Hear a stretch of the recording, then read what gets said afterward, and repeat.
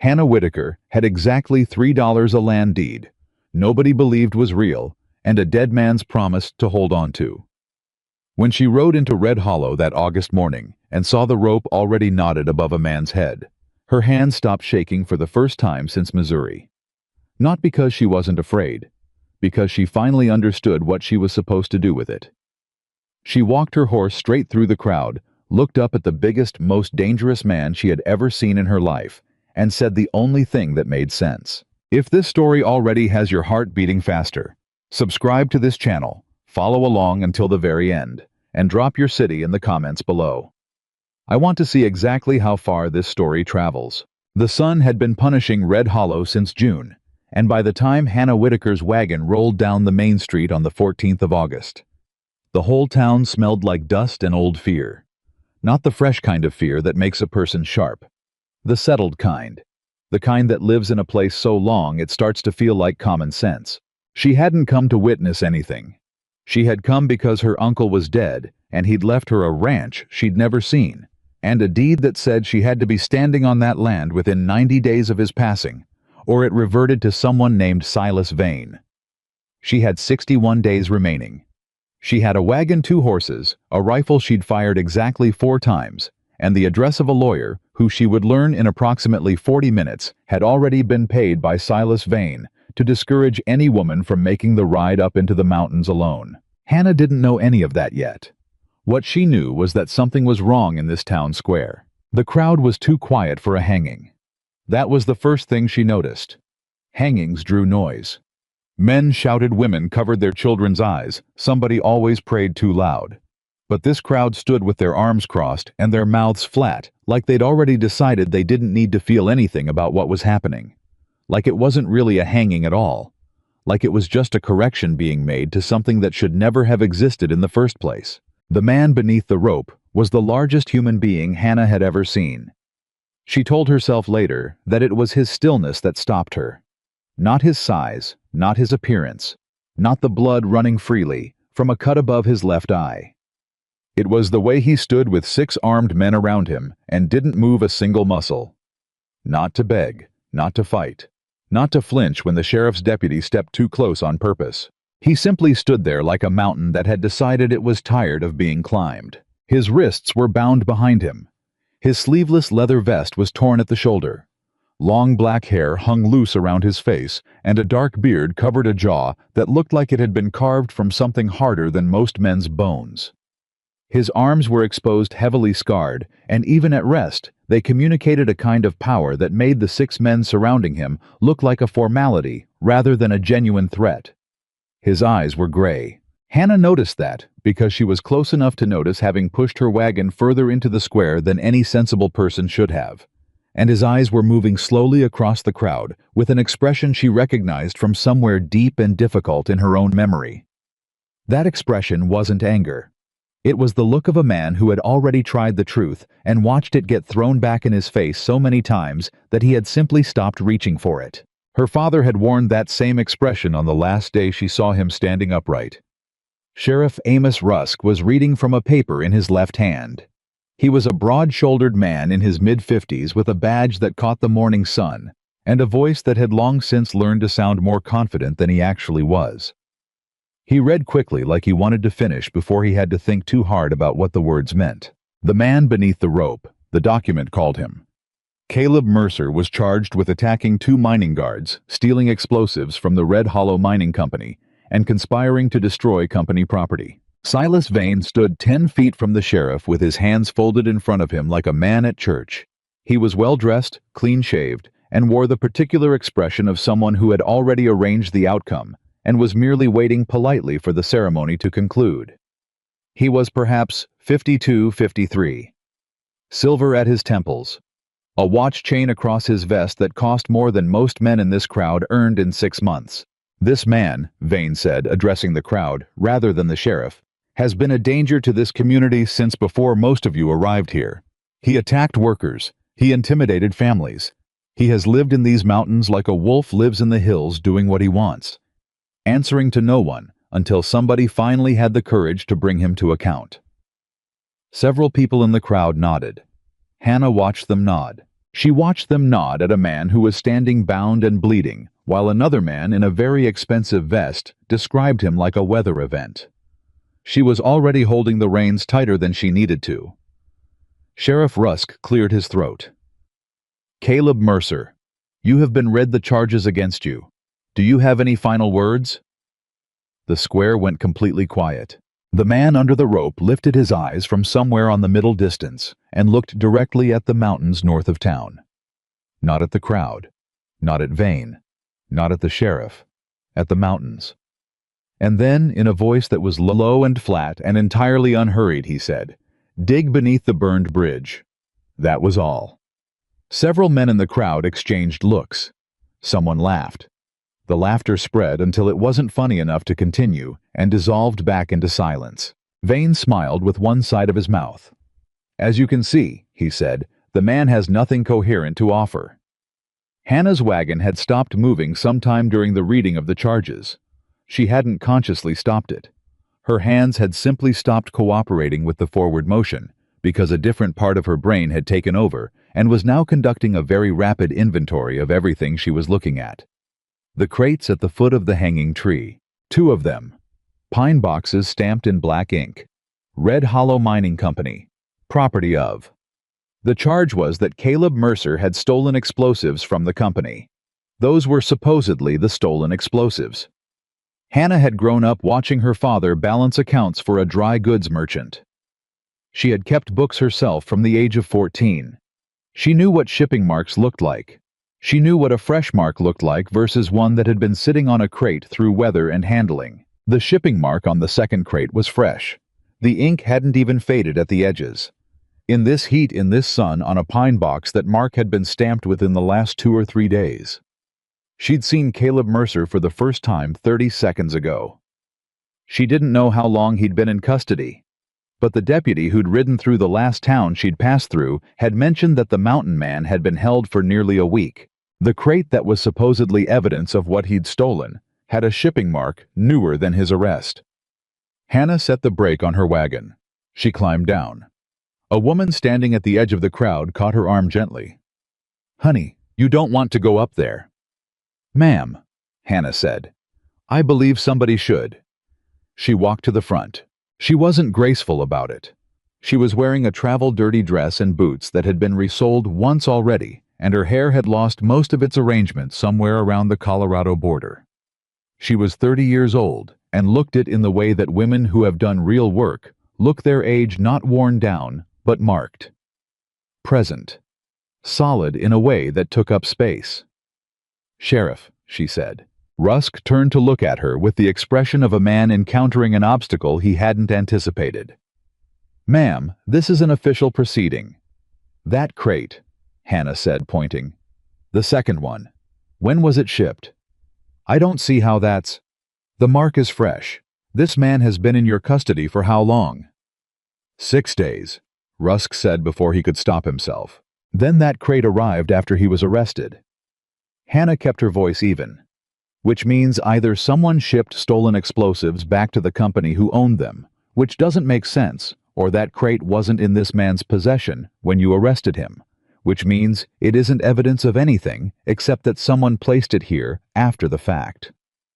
The silence in the square changed quality. Silas Vane stepped forward.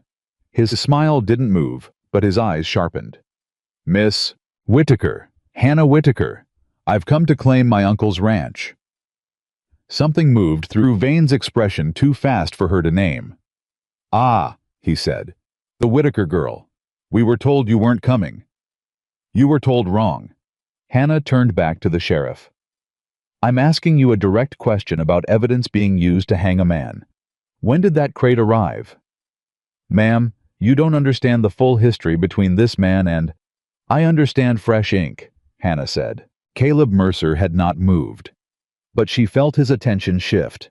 She felt it the way you feel a large, very quiet animal become aware of you, not threatening, but fully concentrated in a way that altered the air between them. She made herself look at him directly. He was looking back. Those gray eyes held no gratitude, no relief, no softening of any kind. What they held was a careful, unblinking assessment, The kind a man does when he's deciding whether what he's looking at is real or just another version of the same disappointment. "You're going to be sorry you spoke up," Vane said quietly, close enough to her now that the words weren't quite public. "Red Hollow is my town, Miss Whitaker. Your uncle learned that the hard way." Hannah's heart was striking hard inside her chest. She kept her face from showing it. "How did my uncle learn it?" she asked. "Officially, he died in a riding accident."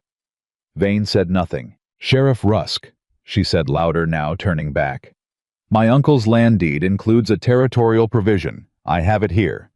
She opened her bag and produced the document. She'd read it so many times on the road that she'd essentially memorized it. "Any employee or lawful resident of Whitaker Ranch who is charged with a crime falls under the jurisdiction of the circuit court, not the municipal authority of Red Hollow. The ranch sits outside your town limits." Rusk looked at the document. He looked at Vane. "He isn't your employee," Rusk said, but his voice had lost some of its certainty. "Not yet," Hannah said. She turned to face Caleb Mercer. The crowd had gone very quiet again.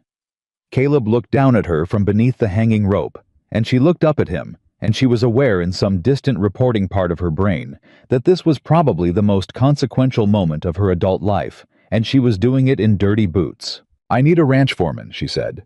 "I have a deed of failing property and 61 days to make it work. I'm told the land is in rough shape and the trail up is dangerous." She kept her voice steady. "I cannot pay wages yet, but I can offer shelter food and a legal claim against whatever charges they're trying to make stick to you." Caleb studied her. His expression did not change. "You don't know what follows me," he said. The voice surprised her. It was quiet. Not soft quiet is different from soft, but measured. Like every word cost something he'd accounted for before spending it. "I know what's standing behind you right now," Hannah said. "A rope. A sheriff who looks like he'd rather be somewhere else, and a very well-dressed man who tampered with evidence." She paused. "Whatever follows you can't be worse than what's already in front of you." "You'd be surprised," Caleb said. "Possibly," she agreed. "I'd like the chance to be." Silas Vane laughed. It was the kind of laugh that was meant to make other people feel foolish for taking something seriously. "Miss Whitaker, I respect your spirit, truly.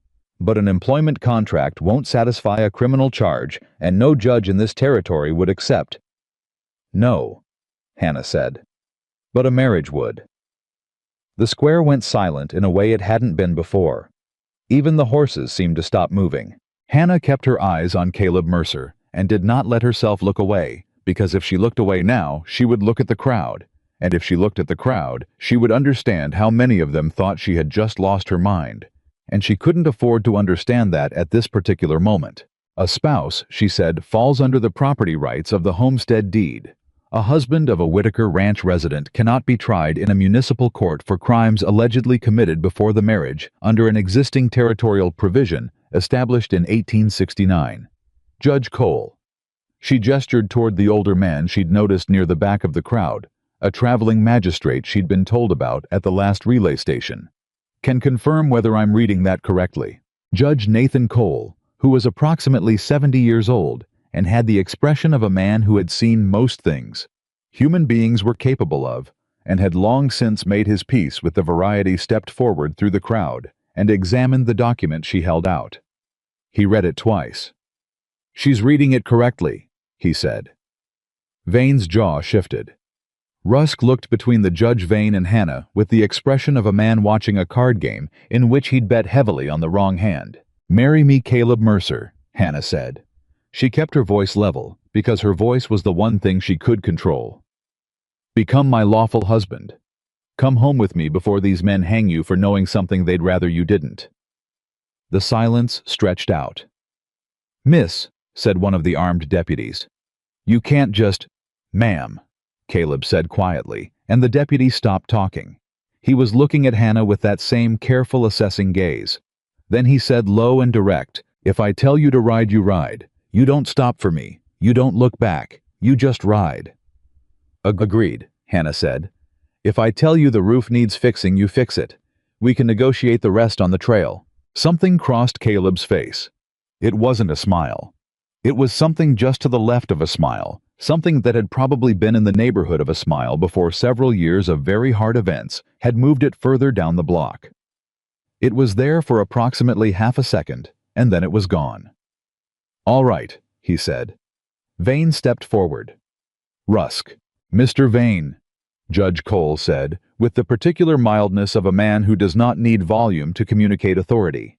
"I'm going to advise you to let the sheriff proceed according to the law, since we appear to have a legal instrument that changes the jurisdictional question here. Unless you'd like to explain to a territorial court why you intervened." Vane stopped. The look he gave Hannah was not the look of a man who had lost. It was the look of a man who had simply moved his timetable. "You have 90 days, Miss Whitaker," he said. "I'll be counting them." Judge Cole performed the ceremony beneath the cottonwood tree. It was brief, plain, and witnessed by a crowd that watched in the particular stunned silence of people who have seen something they don't have a category for yet. Hannah said the words. Caleb said the words. The judge pronounced them married under the laws of Colorado Territory. Someone in the back of the crowd started to say something, and then thought better of it. When Rusk cut the rope from Caleb's wrists, the blood had already dried in lines down his forearms. Caleb stood still for a moment, flexing his hands slowly, like a man reacquainting himself with the concept of being able to move them. Then he bent down, picked up Hannah's heavy traveling trunk from the wagon bed, and carried it without asking whether she wanted him to.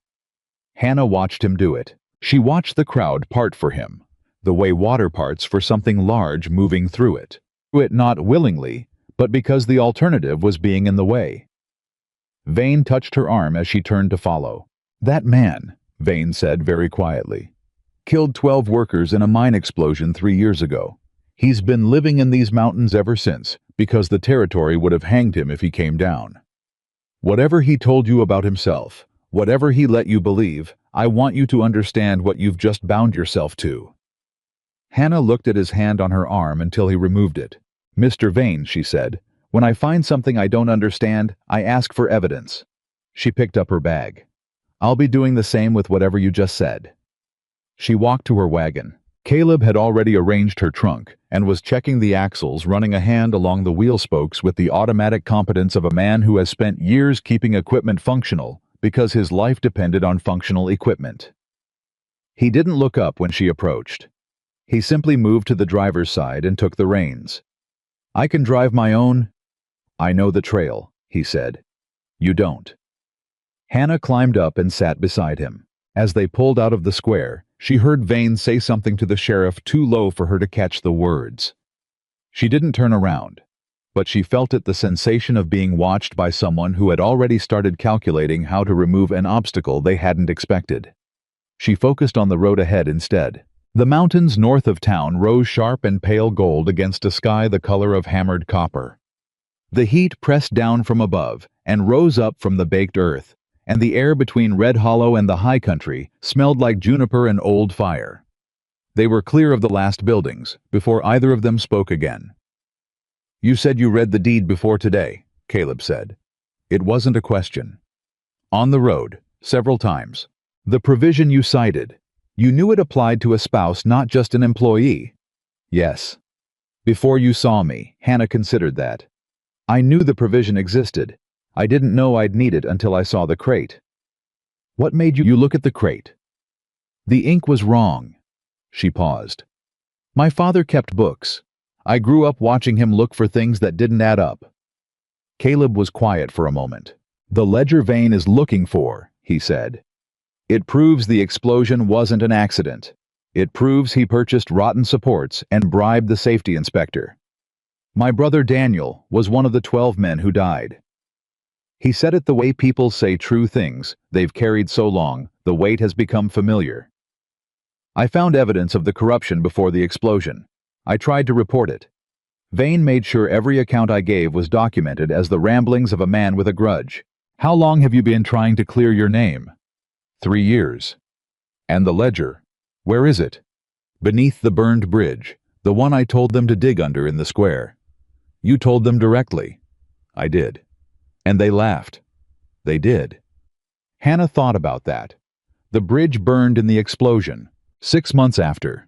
Vane burned it deliberately to keep people from the North Trail. The ledger was hidden by Daniel before he died.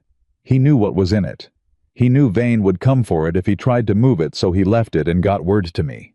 I've been trying to get to it for 3 years without Vane's men stopping me first. He paused. The accusation that I was stealing explosives, I was actually trying to get to the bridge. They arrested me before I reached it. Hannah absorbed this. He controls the sheriff, she said. He controls most of the town. Rusk owes him money. The bank owes him capital. Half the merchants have loans with his company. A man who holds enough debt holds enough people. My uncle, Hannah said carefully. Vane said he learned the hard way that Red Hollow was his town. Caleb's hands tightened briefly on the reins. He released the tension deliberately. Your uncle's death, he said. I don't know for certain, but I know his account books were the second piece of the evidence Vane destroyed. Your uncle had been recording payments, water rights payments from the mine that didn't match the official contracts. He'd been in contact with Daniel before the explosion. Hannah felt something settle cold and certain in her chest. His death was not an accident. I can't prove it yet. But you believe it. A long pause. The wagon wheels found a rut and corrected. Yes, Caleb said. Hannah looked at her hands in her lap.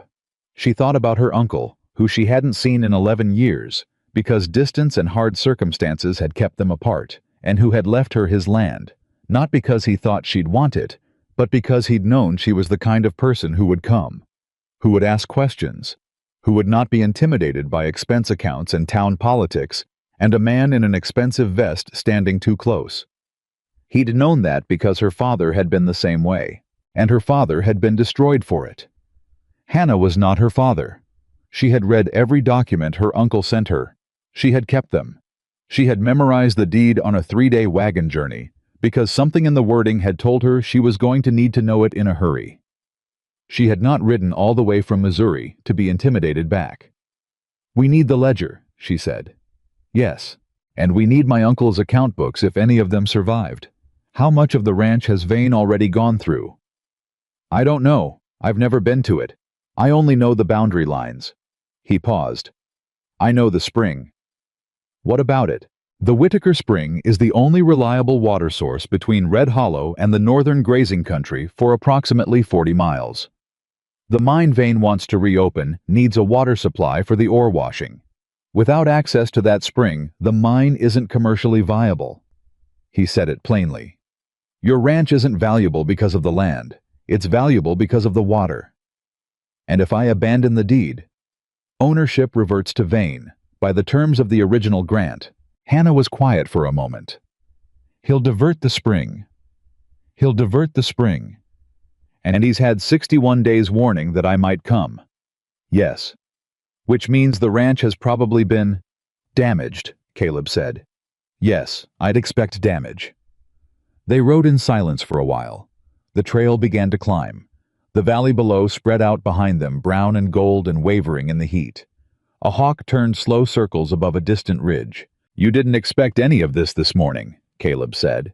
He wasn't accusing her. He was simply noting a fact. No, Hannah agreed. I expected to find a lawyer, get directions to the ranch, and spend a week assessing what I'd inherited. I did not expect a hanging. You could still turn back. Mr. Mercer. Caleb. She adjusted the word. It fit differently than she expected. I've spent the last 6 months making arrangements, selling most of what I owned, and traveling across 3 territories on the premise that I was going to keep my uncle's land. I have 61 days to do it. Silas Vane killed my uncle to prevent anyone from doing exactly that. She paused. I am not turning back. Another silence longer than the others. The men he sent after us, Caleb said. Hannah's head came up. What? Behind us. 2 riders. They've been following since the edge of town. He didn't look back. He kept his eyes on the trail. They'll wait until after dark. Probably try to spook the horses on the narrow section above the second switchback. Make it look like an accident on a mountain trail. How do you know that's where they'll try? Because it's where I would try. He said it without any particular emphasis. I'm going to change the route at the next junction. We'll reach the ranch by nightfall, but it'll be slower going. Will they follow the change? Some will. I know another way that's harder to track by moonlight. He glanced at her for the first time since they'd left town. Can you handle a rough trail in the dark? Hannah thought about the 3 days she'd spent driving through unmarked creek crossings south of the border. Yes, she said.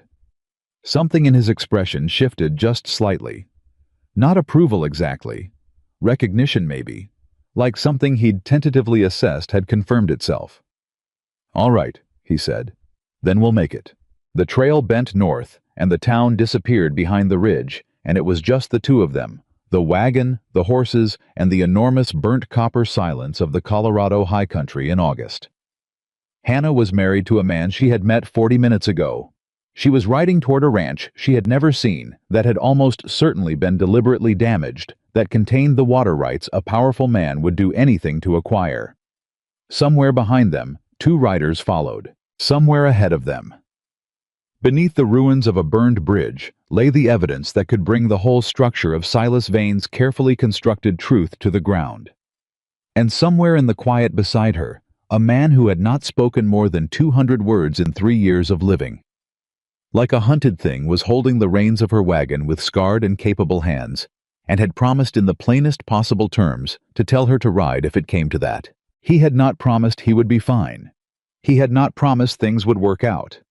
He had made her one specific promise about one specific action, and she understood already that it was the most honest promise he knew how to make, because it was the only promise he was absolutely certain he could keep. Hannah Whitaker sat up straight on the wagon bench in the last golden light of the afternoon. She was not her father. She had 61 days. And she had the sudden, complicated, entirely inconvenient sense that she had just made the best decision she'd made in a very long time. They reached the ranch well after dark. Caleb had taken the alternate trail, rougher, steeper, the kind of path that required the horses to feel their way rather than see it, and Hannah had not complained once. Not when the wagon tilted hard on a switchback, and her trunk shifted, and she had to brace herself against the side rail. Not when a branch she hadn't seen came out of the darkness and caught her across the cheek. Not when the trail narrowed to the point where she could hear loose rock falling away somewhere below the wheel and couldn't see how far down it went. She'd held the rail, steadied her breathing, and kept her eyes on the trail ahead. Caleb noticed. He didn't say anything about it, but he noticed. The riders following them had lost the track somewhere near the second junction. He'd heard them moving parallel for a while. Then the sound had faded and gone quiet. That kind of quiet was either good news or the kind of quiet that meant someone had stopped moving because they'd found a better position. He wasn't certain which, and that uncertainty sat in his chest the way uncertainties always sat, not loudly, but constantly, like a sound just below hearing that never quite went away. When the trail finally leveled and the outline of the ranch buildings came up against the stars, he pulled the wagon to a stop and sat still for a moment listening. Nothing wrong in the sounds. Crickets.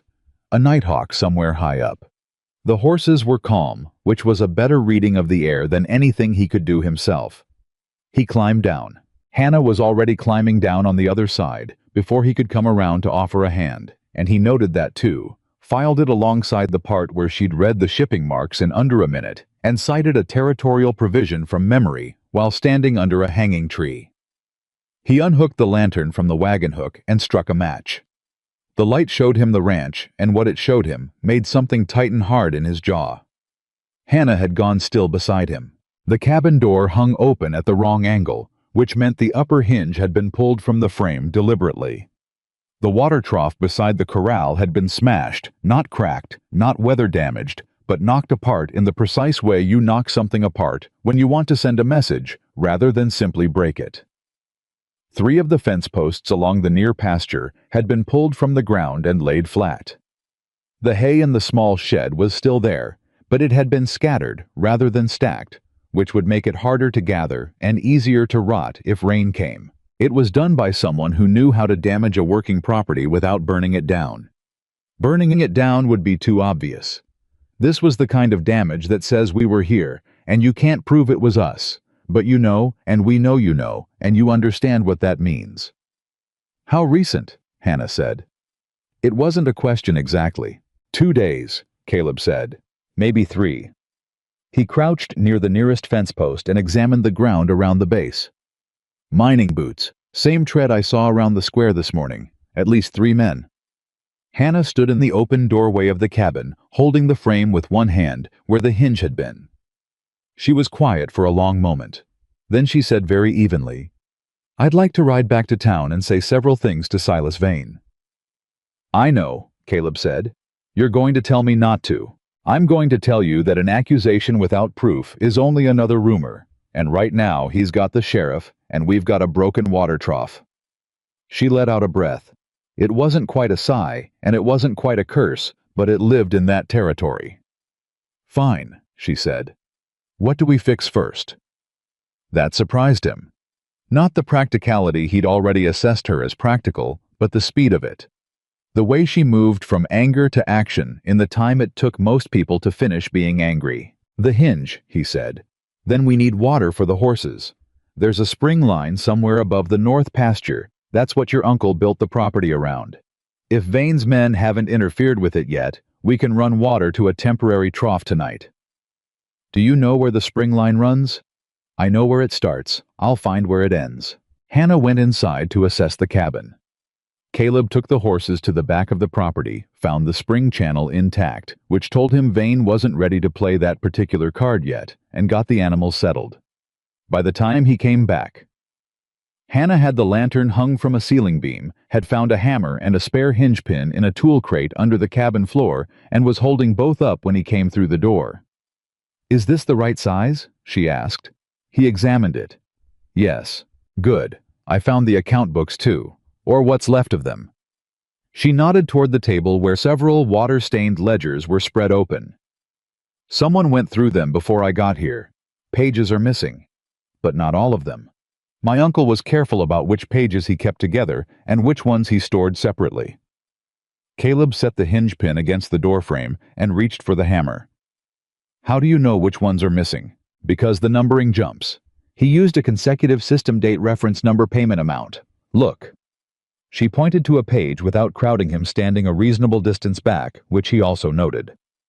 "The sequence goes 1718, then 22. 4 entries removed. But the ones on either side reference the same account, Vane's ore washing payment. So whoever took the pages knew exactly what to look for, which means they'd seen the originals before. Your uncle showed Vane the books. Or Vane's man got in here before I arrived and already knew what was in them." She paused. "Which would mean he's been planning this since before my uncle died. Since before he knew I was coming." Caleb drove the hinge pin home with 3 clean strikes. "The missing pages," he said. "They may have been copied before they were removed. Your uncle was methodical. He wouldn't have kept everything in one place." Hannah looked at him. "You knew my uncle." "I knew of him. Daniel was in contact with him. He mentioned a man in Red Hollow who was keeping water records and had a ranch north of town that Vane wanted." "Did Daniel tell you his name?" "He said your uncle's name was Elias." Something moved across Hannah's face. She looked down at the ledger for a moment. "Yes," she said. "Elias Whitaker, my father's older brother." She was quiet. "I hadn't seen him in 11 years. He wrote me letters. I kept all of them." She straightened. "He wrote me about the water payments.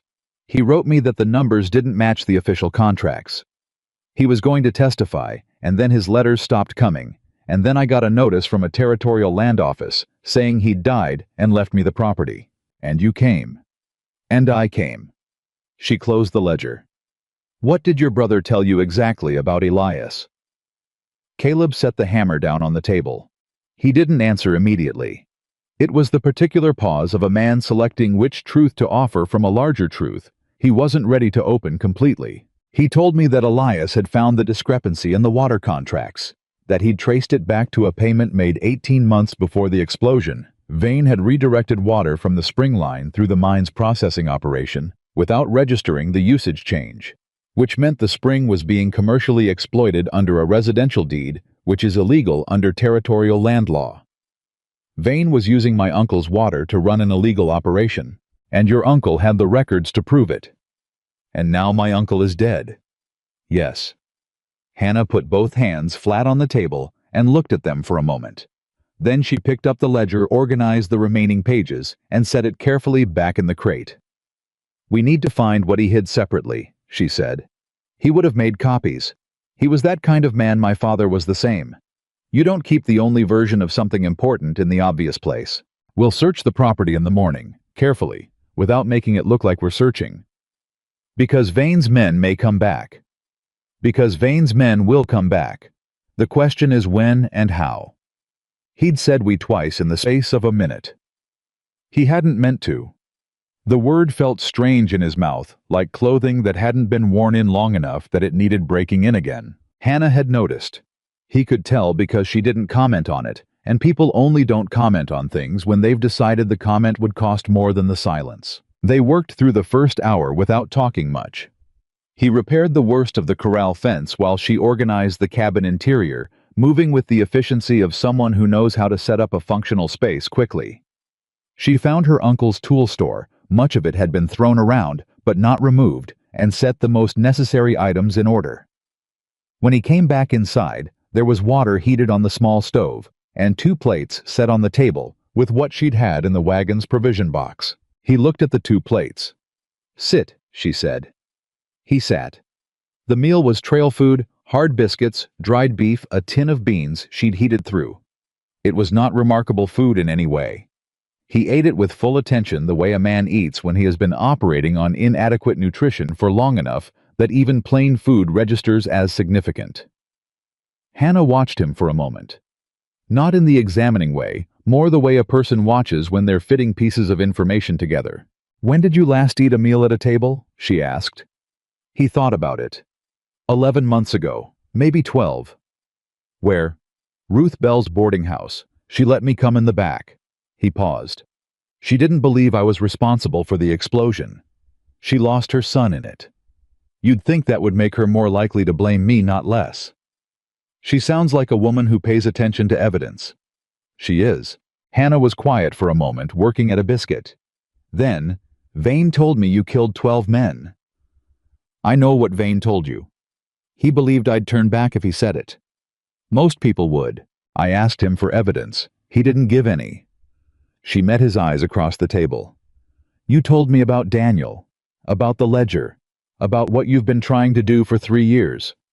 That's not a confession, and it's not a defense, it's information. I'm still assembling the picture."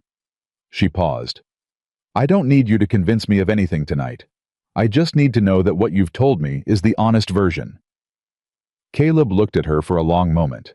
"The honest version," he said, "is that I knew the supports were compromised. I reported it twice through the foreman. I was told the inspection had cleared them. I believed it because I wanted to believe it, and I should not have. I should have walked into that mine and pulled every one of those men out myself before the inspection report came back." He kept his voice flat because the alternative was something he wasn't willing to do at a table with a woman he'd known for 6 hours. "I didn't. And 12 men died. Vane caused it and covered it and blamed me for it, and all of that is true. And it is also true that I carry the part that was mine to carry." Hannah set down her biscuit. "That," she said quietly, "is the most honest thing I've heard a man say in several years." He didn't respond to that. After dinner, he took the blanket from his pack and moved toward the door.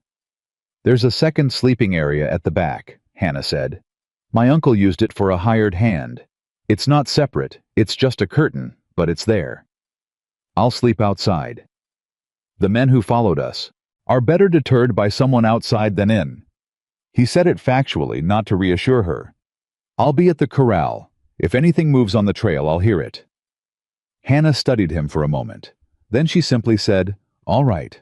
He slept against the corral post for 3 hours, which was longer than he'd expected to sleep, and woke before first light to the sound of the horses shifting. Not alarmed, just aware of something on the lower trail. He was on his feet before he was fully conscious, knife in hand, listening. A deer, moving up the creek bed to the south.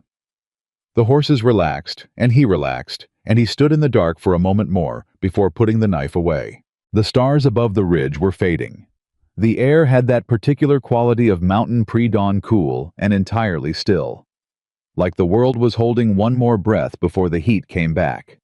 He thought about Daniel. He did that most mornings quickly, like pressing a bruise to confirm it was still there. Daniel, who had been 26 years old. Daniel, who had 3 children and a wife named Clara, and who had written in the margins of Elias Whitaker's account book in the small, neat hand he'd had since childhood. Daniel, who had known the ledger was important and hidden it under a burned bridge because he understood that truth sometimes needed to wait for the right person to come looking. Caleb had been trying to be that person for 3 years. He had not managed it yet. He went to work. By the time Hannah emerged from the cabin at first light, he had repaired 2 of the 3 sections of downed fence, gotten the horses into the upper pasture, and located where the spring channel had been partially blocked, not severely, not enough to stop the water, but enough to slow it, and cleared the blockage. She came out, saw the fence, looked at the pasture, looked at him. "You've been awake since early," he said. She brought him coffee. He hadn't expected that either. She handed it to him without ceremony, and he took it and drank it standing by the fence line, and she stood a few feet away drinking her own, and neither of them spoke for a while. It was not uncomfortable silence. It was the silence of 2 people who had each learned through different and difficult paths that not everything needs to be said. "I want to find where my uncle hid the copies," she said eventually. "If they exist." "They exist," Caleb said. "I'm certain of it." Why? Because Daniel trusted him. Daniel didn't trust carefully. He was the kind of man who gave trust quickly and broadly, and usually correctly. When he said Elias was careful, he meant it as the highest compliment. Hannah looked out toward the upper pasture. "My uncle used to send me letters with the date written in a particular place. Never at the top, always at the end of the first paragraph, 2 spaces in, from the left margin. My mother thought it was an eccentricity. I always thought it was a code of some kind, something he did out of habit from a time when the habit had mattered. A signal, or a marker, something that could tell you where to look if you knew what to look for." She turned back to him. "His letters mentioned the property, the spring. He described it in detail, the exact measurements, the channel angle, a stone he'd set as a marker at the upper junction." She paused. "He described it in a way that was more precise than a man usually is about a feature he walks past every day." Caleb understood what she was saying. "The stone," he said. "The stone. They found it an hour later. A flat granite marker set into the bank of the spring channel at the upper junction, exactly as Elias had described it in his second-to-last letter. Beneath the stone, wrapped in oilcloth and packed in a tin that had been sealed with wax, were 7 pages of copied account entries and a separate folded document, a statement in Elias's handwriting addressed to the Circuit Court of Colorado Territory. Hannah read it first. Her face didn't change much while she read, but her jaw set, and when she finished, she passed it to Caleb without speaking. He read it. Elias Whitaker had been documenting Vane's water theft for 14 months. He had identified the exact payments, the exact dates, the names of the men who'd received bribes to alter the registration records. He had written 3 letters to the Territorial Land Office. None had received responses, which he wrote he attributed to the likelihood that the land office clerk had been compensated by the same account that compensated the mine inspector. At the end of the statement, in smaller writing than the rest, was a single additional paragraph. "If my niece Hannah reads this, I need her to know that I left her this land, not because I expected her to fight this battle, but because I knew she was the one person in my family who would understand that some things are worth fighting for, even when the odds are unreasonable. I am sorry I did not keep a better watch. I got careless at the end, and I believe Vane knows what I have. By the time this is read, it may be too late for me. It is not too late for the truth." Hannah took the document back. She folded it carefully along its original lines, wrapped it in the oilcloth, and placed it in her inside pocket. She didn't cry. She stood with her hand flat against her chest over the folded document for a long moment. "He knew," she said. "Yes. He knew they were coming for him, and he had time to hide this, but not time to—" She stopped. "He chose the evidence over the escape," Caleb said. "Because without the evidence, nothing changes. That is either very brave or very foolish." "Usually both," Caleb said. She looked up at him. Her eyes were steady.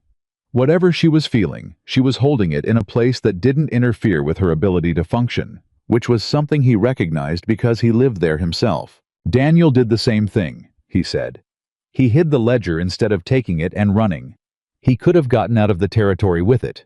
He chose to stay and keep working because he thought staying would be more effective. He paused. I used to be angry about that he stayed. Now I think I understand it better. Do you? Hannah asked.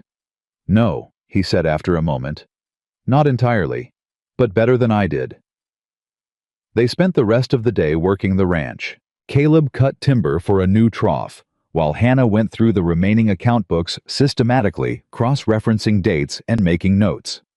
He rebuilt the trough by afternoon and got it positioned and fed by the spring line before the heat peaked. She brought water and hard bread to where he was working without being asked. He ate it without sitting down, which she didn't comment on. In the late afternoon, a noise on the lower trail made them both go still. Not riders, a single horse, moving slowly, cautiously, the way someone moves when they don't want to be mistaken for a threat. Caleb stepped to the side of the corral and watched. The rider was young, 17, maybe 18, on a spotted horse that was too good for his worn clothing. He stopped at the property line and called out, "Hello, the ranch. I ain't with Vane. I just need to talk." Caleb said nothing. Hannah came out of the cabin doorway. "Who are you?" "Owen Pike. I work at the livery in town." The boy dismounted slowly, keeping his hands visible in the way someone does when they've been taught that lesson the hard way. "I know who you are, ma'am, and I know who he is." He glanced at Caleb and then quickly looked at Hannah instead, because looking at Caleb directly took more nerve than he currently had available. "I saw something the night of the explosion. 3 years ago. I was 14. I was mucking stalls at the mine stable, and I saw Vane's foreman carry a black ledger out of the mine office and put it in a wagon." The air around Caleb changed. Owen felt it apparently because he took a half step back before stopping himself. "I never told anybody," the boy said, "because the foreman saw me see him, and he came over, and he put his hand on my shoulder, and he told me that boys who talk about things that aren't their business have a way of getting lost in the mountains." He swallowed. "I've been keeping that in my chest for 3 years. I'm tired of keeping it." "The ledger," Caleb said, and his voice was very quiet. "Where did they take it?" "I don't know where they took it from there, but I know where the foreman went first. He went to the burned bridge, and I heard him tell the wagon driver to take the north track and wait." "Why are you telling us now?" Hannah asked. Owen looked at her. "Because yesterday I watched a woman stand up in the town square and question evidence that Silas Vane put in front of a sheriff he owned, and the woman was right, and nobody did anything about it except an old judge, and I thought—" He stopped, tried again. "I thought if she could do that with everybody watching, then maybe I could do this. With just you two watching." A long silence. Then Hannah said, "Come inside, Owen. I'll make coffee, and you can tell us everything you remember in whatever order it comes." Owen tied his horse and came through the gate. He gave Caleb a wide berth, which Caleb permitted without comment. Inside, sitting across the table from Hannah, with his hands wrapped around a cup, Owen told them the rest. The ledger had been removed before the fire department reached the mine. The foreman had specifically taken the safety assessment pages. Owen had seen the cover clearly. He'd also seen 2 other men follow the wagon up the north track before doubling back to report the fire. And then he told them something that changed the calculation entirely. "Vane's planning to divert the spring," he said. "I heard him talking to his engineer 3 days ago. He's got a crew ready. He said—" Owen hesitated. "He said once the water's redirected, the woman won't last a week, and they can take the deed without any trouble." Hannah set down her cup. "When?" Caleb said. 10 days, maybe less. He's waiting to see if you'll leave on your own first." 10 days. Caleb looked at Hannah. Hannah looked at Caleb. 10 days to find the ledger, gather the evidence, protect the spring, and get everything before the circuit judge, before Vane could make the ranch uninhabitable. "We need to move faster," Hannah said. "Yes," Caleb said. "The burned bridge. We need to go. We need to plan it first. If Vane has men watching the north trail, then we find another way up. There is another way. It's harder." "How much harder?" He looked at her. "It requires a full day's riding a rope descent into the gorge, and we should go before dawn to avoid being seen." "All right." She turned to Owen. "Can you ride back without being followed?" "I think so. I said I was going to a ranch west of town to look at a horse. I do that sometimes." "Good. Go back. Act normal. If you can find out anything about Vane's timeline for the diversion, find a way to get word to us." She paused. "Owen, what you did today, it took real courage." The boy looked at the table. "It didn't feel like courage. It felt like I couldn't carry it anymore." "That's usually what courage is," Hannah said. After Owen rode out, Hannah cleared the table and got out the lamp and the account notes and began organizing what they had into the sequence they would need for a formal legal presentation. Caleb worked the numbers on the opposite side of the table, mapping the known facts against the timeline of the explosion. They worked opposite each other in silence for an hour. Then Hannah said without looking up, "You're good at this." "At what?" "Seeing the pattern. I give you a fact and you place it correctly without me explaining the context." "Daniel and I used to do his children's arithmetic together," Caleb said. He didn't elaborate. She glanced up briefly, then back to her papers. Later, she found him outside in the dark, sitting against the wall of the cabin, with a small piece of wood and a knife working at something in the low light from the window.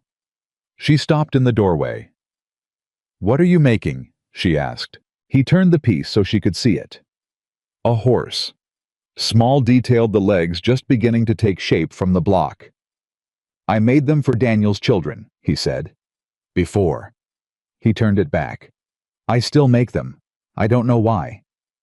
Hannah was quiet for a moment. "I know why," she said. He looked up. "Because you're still the person who made them," she said. "And that part of you has been waiting out 3 years of very hard living, and it's still here." She paused. "That's not nothing, Caleb." He looked at her for a long moment. Then he looked back at the horse. She went inside. He sat in the dark and worked the knife and thought about Daniel's youngest, who would be 7 years old now, and thought about a burned bridge with an iron box beneath it, and thought about a woman who had ridden into a town square in dirty boots and cited a territorial provision from memory and changed the entire shape of the day. Then he put the horse in his coat pocket, settled his back against the cabin wall, and watched the trail below. Nothing moved. Above the ridge, the stars burned in the hot mountain dark, and in 10 days or less, Silas Vane intended to cut the water and take back everything, and the only thing standing between that outcome and a different one was 2 people who had met that morning, and a 17-year-old boy who had finally gotten tired of carrying someone else's secret. Caleb thought they had a chance. He was not certain it was a good one, but he had done more with less. They left before dawn. Caleb had them packed and moving while the stars were still out before the heat came back and before anyone watching the lower trail could get positioned ahead of them. Hannah had slept 4 hours. He knew because he'd heard her breathing change through the cabin wall. 4 hours was enough. It had to be.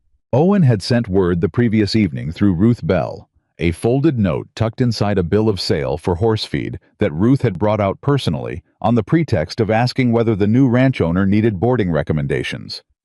The note said 3 words, 7 days now. Vane had moved his timeline up. Caleb hadn't told Hannah about the note until they were already an hour up the North Trail, because he'd needed her focused on the riding and not on the recalculation of everything they were up against. When he finally told her, she was quiet for a full minute. Then she said, "How far to the bridge?" 6 hours at this pace. Less if the upper crossing is passable. Is it passable? It was 2 years ago. That's not an answer. No, he agreed. It isn't.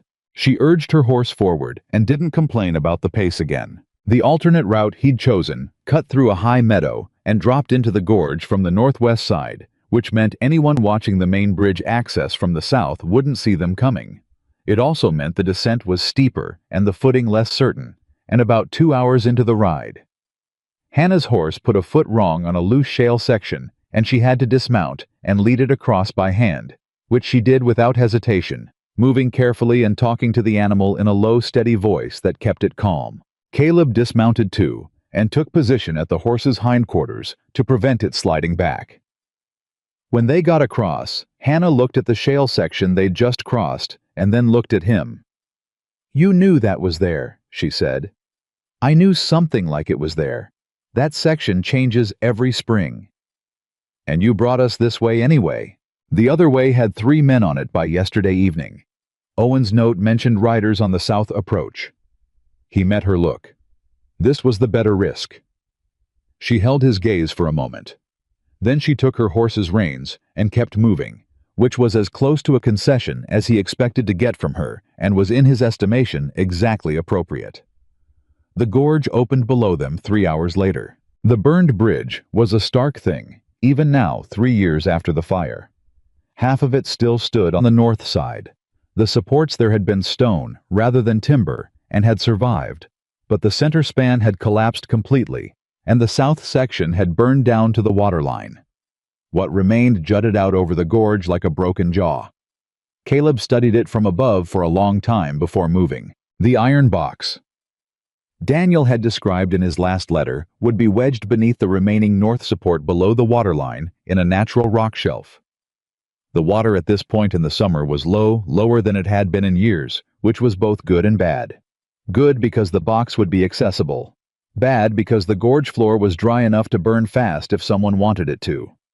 He uncoiled the rope from his saddle. "I go down," he said. "You stay up here with Owen and watch the south approach."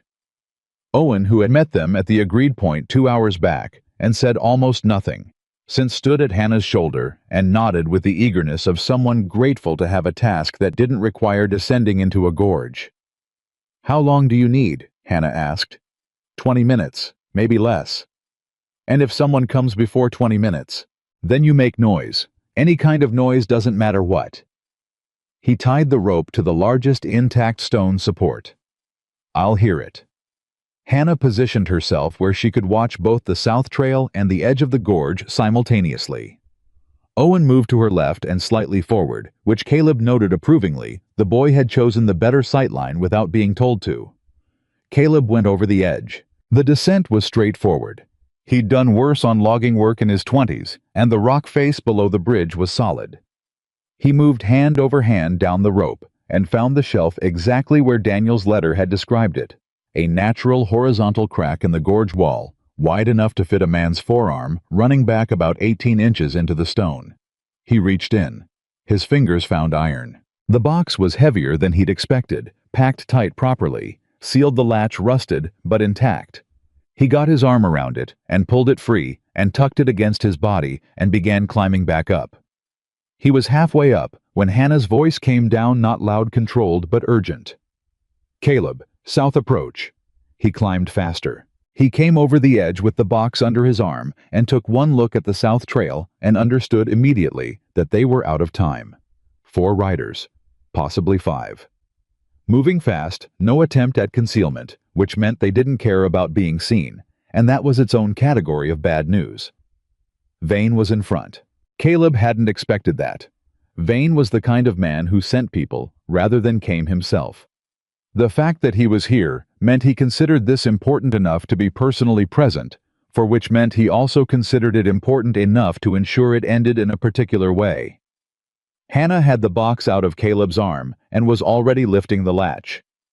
"Don't open it here," Caleb said. "I need to know what's in it." "You know what's in it.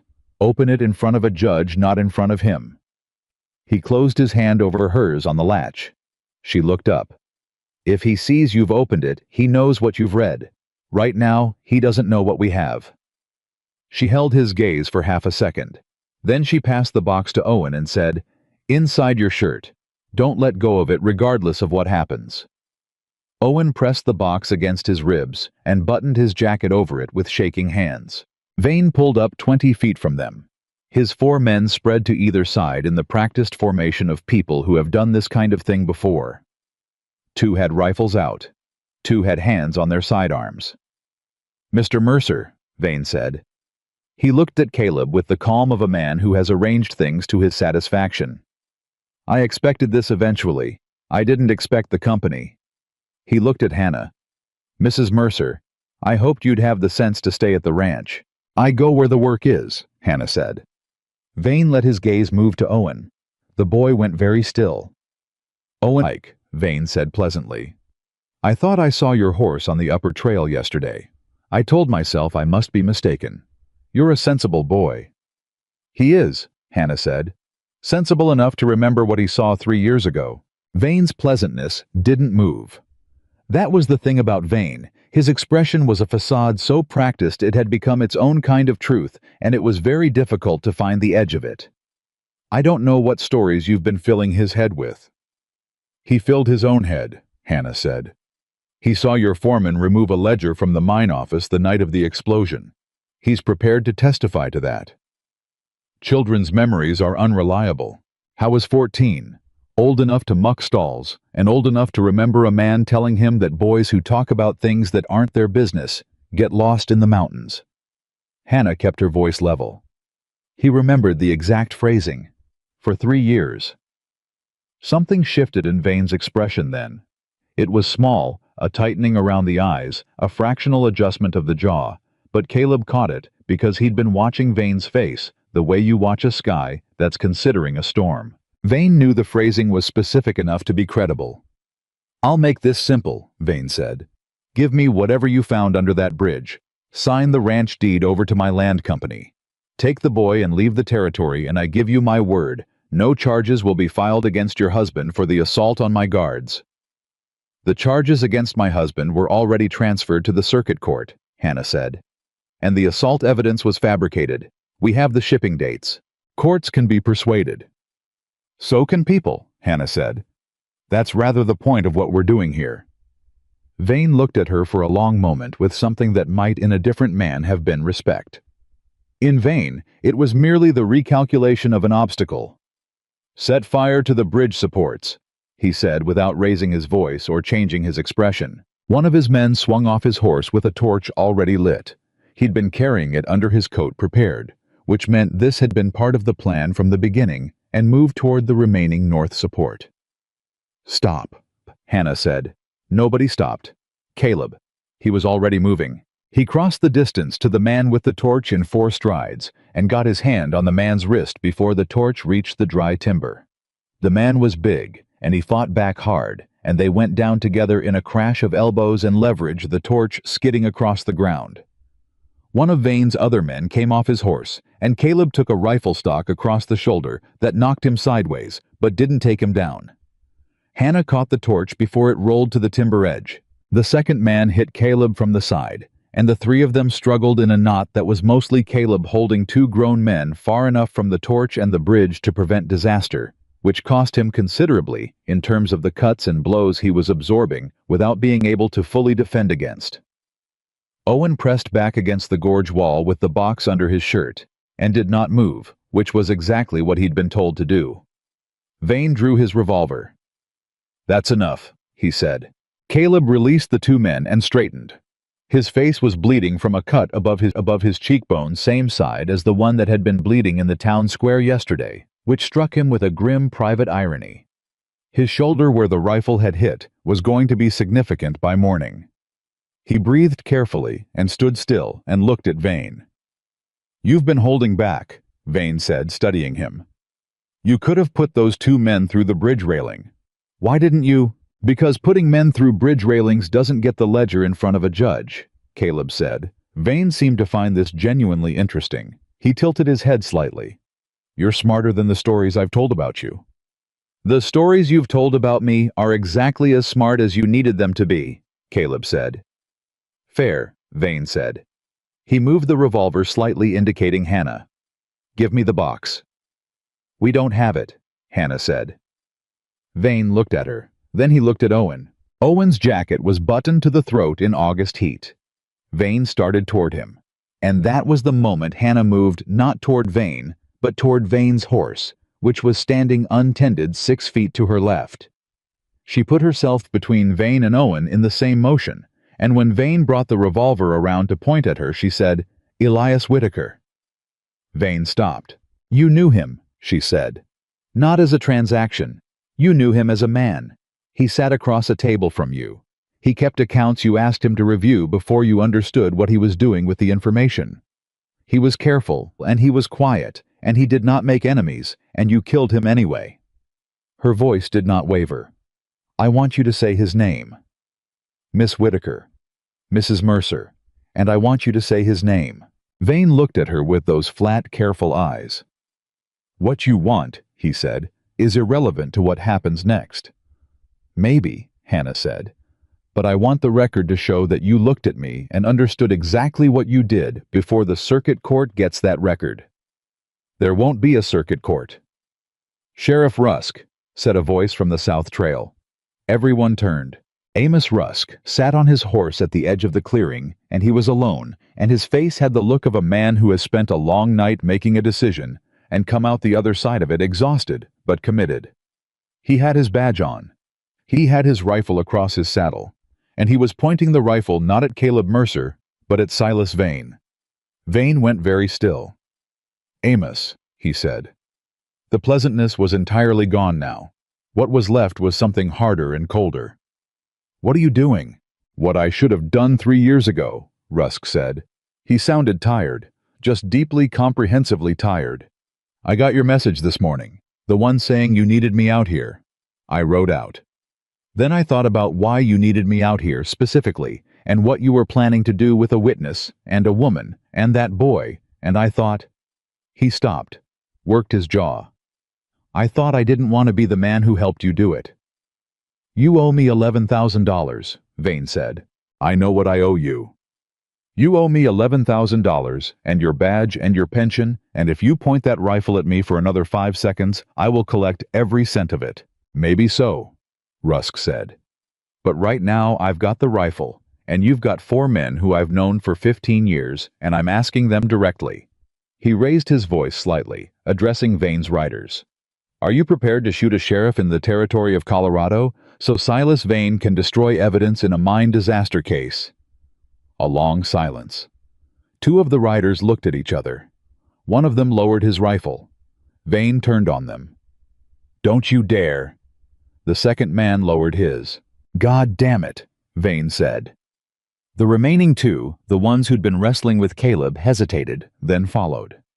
Vane stood with the revolver still in his hand, and for the first time, Caleb saw the calculation behind his eyes running out of outcomes it liked. He was still weighing it, still looking for the angle. A man like Vane never fully stopped looking for the angle. It's over, Rusk said. Silas, it's done. Not without the evidence, Vane said. And he turned faster than a man his age should have been able to, and he lunged toward Owen. Caleb caught him. I didn't think about it. Vane was in motion, and the boy was against the wall, and Caleb's body made the decision before his mind did, which was the way most of his best and worst moments had worked. He hit Vane at full weight, and they went down hard, near the gorge edge, and the revolver went somewhere in the impact, and they struggled in the dust and the dry heat, with the gorge falling away 2 feet from them. Vane got a hand free and drove his elbow into Caleb's wounded shoulder. The pain was significant. It went white and total for 1 second, and in that second, Vane twisted and got partially free and found the revolver with his right hand and brought it around. Caleb had Vane's wrist. Vane had the revolver. They were both on the edge of the gorge, and Vane's left hand was braced on the broken bridge timber, which was crumbling, and Caleb could see in his face that Vane understood he was about to go over. He understood it the way Caleb had understood it, standing under the rope yesterday morning, with that particular quality of awareness that comes when a person suddenly finds the outcome very real. Caleb held Vane's wrist. The revolver was pointed sideways now away from both of them, forced there by simple leverage. Vane looked up at him, and Caleb thought about Daniel.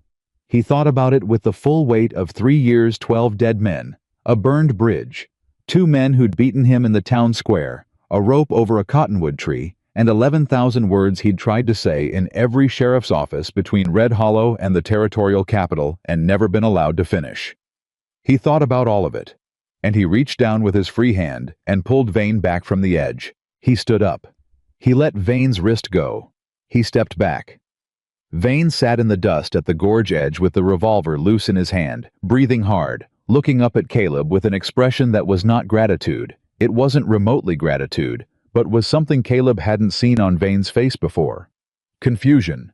Genuine confusion. The kind that comes when a situation doesn't follow the rules you've built your understanding of the world around. You don't get to turn me into your final lie, Caleb said. He turned to Rusk. Rusk had the handcuffs out already, which meant he'd prepared for this, which meant he'd ridden out here with the intent to use them, which meant at some point in the night, Amos Rusk had chosen, and Caleb was not going to make any assessment of that choice right now except that it was the right one, and it had cost the man something real to make it. I'll need your assistance, Rusk said. He was looking at the handcuffs with some difficulty. His left arm, Caleb noticed, had a bloom of red through the shirt that hadn't been there a minute ago. One of the two shots that had been fired in the general chaos had found him. Caleb crossed the clearing and took the handcuffs from Rusk's hand. He placed them on Silas Vane himself, who did not resist. Then, Hannah was at Rusk's side with both hands pressing flat against the wound and saying something Caleb couldn't hear over the blood in his ears, and Rusk was telling her it wasn't as bad as it looked, and Caleb looked at Owen, who was still against the wall, still had the box under his shirt, still had his jacket buttoned, and was staring at all of them with the expression of someone who has just watched several things happen at once and has not yet sorted them into the correct order. Owen, Caleb said. Yes, sir. You did well. The boy exhaled like he'd been holding that breath since they'd left the ranch. The burning had not happened. Vane's man had dropped the torch in the first struggle, and Caleb had kicked it clear without registering. Doing so, he found it later at the edge of the gorge, burned out in the dirt. The bridge supports were intact. The evidence was intact. The sheriff was wounded, but standing, which Rusk seemed to be managing through force of will rather than any comfortable biological process. Hannah had the wound packed with cloth torn from her petticoat and was telling Rusk with great specificity exactly how he was going to remain conscious until they could get him to a doctor, and Rusk was nodding in the submissive way of a man who has learned that arguing with this particular type of person is not an efficient use of anyone's time. Caleb went to the gorge edge and looked down. He stayed there for the moment, looking at the burned-out remains of the south span, the low summer water below it, the rock shelf where the iron box had sat for 3 years. Daniel had put it there. Daniel had climbed down into that gorge and wedged it in the dark and climbed back up and then gone back to his work and been killed 6 months later. Caleb put his hand against the remaining stone support of the bridge. The stone was hot from the sun and rough under his palm, and he stayed like that for just a moment with his eyes on the gorge and the ruins. Then Hannah's hand touched his arm. He turned. She looked at him for a moment, at the blood on his face, the way he was holding his shoulder, the look in his eyes that she had not seen before and would not name incorrectly, because she had read him well enough by now to know what grief wore when it was trying to hold its shape in public. She didn't say she was sorry. She didn't say anything about Daniel or the bridge or 3 years or 12 men. She said, "Rusk needs to get down the mountain. Can you take his horse's lead?" "Yes," he said. "Owen has the box. I'll ride with Rusk." She paused. "Caleb." He looked at her. "You pulled him back," she said. "From the edge." "Yes." "That was the hardest thing you did today." He didn't answer. She hadn't expected him to. She'd said it the way you say things that don't need a response, that simply need to be witnessed by the person they're said to. She went back to Rusk. Caleb untied his horse and brought it alongside Rusk's, looping the lead. Vane's men had gone. The two who'd lowered their rifles first were helping steady Rusk's horse, and the other two were sitting in the dirt near Vane, not escaping, not causing trouble, with the look of men who have completed a calculation and don't like the answer. "You two," Caleb said to them. They looked at him with the wariness of people who expect to be hit. "You're going to ride ahead and tell whoever's in Red Hollow that the sheriff is injured and needs a doctor. You're going to do it because it's the right thing to do. And because when this goes before the circuit court, the difference between the men who cooperated and the men who didn't will matter." He held their gaze. "Go." They went.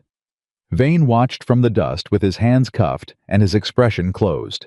He said as Caleb mounted, "You're going to find that courts move slowly, that witnesses change their minds, that ledgers get misinterpreted, that money has a longer memory than justice."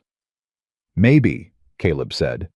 "But we have the ledger, the accounts, Owen's testimony, the sheriff's testimony, and the shipping dates on those crates." He looked down at Vane. "And we have the full day you spent planning to destroy it all, which tells any judge exactly how important it is." He kicked his horse forward.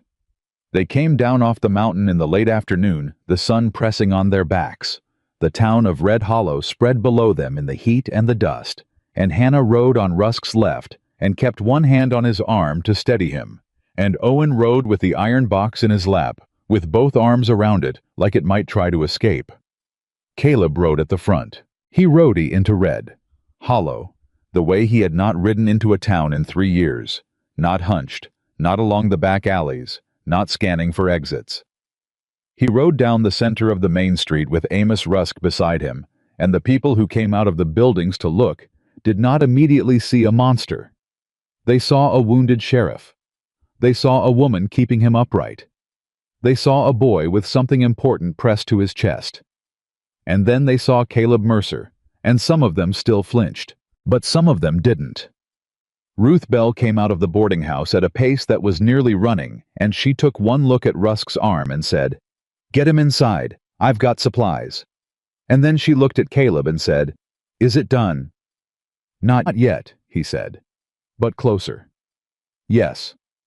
She nodded once with the decisive efficiency of a woman who has been waiting 3 years for closer and knows exactly what to do with it when it arrives. Hannah helped Rusk down and into the boarding house, and Caleb secured the horses, and Owen Pike sat on the boarding house step with the iron box in his lap and looked at the town around him with the slightly dazed expression of someone who left this morning as a scared stable boy and has returned as something else but hasn't decided yet what that something else is called. Caleb sat next to him on the step.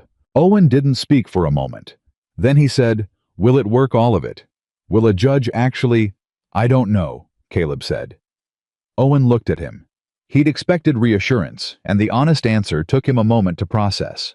"But the evidence is real," Caleb continued. "The ledger is real. Your testimony is real. Ruth's testimony. Rusk's statement. Hannah's uncle's record." He put his elbows on his knees.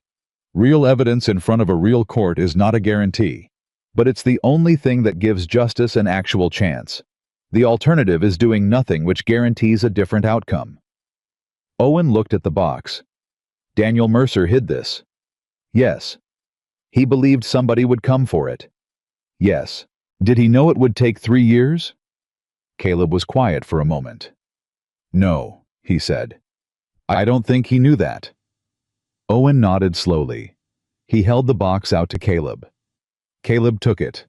He held it for a long moment, and the iron was warm from the boy's body heat, and rough from 3 years of moisture and mineral, and somewhere inside it was Daniel's handwriting on pages that would tell the truth to a court of law, if a court of law was willing to hear it.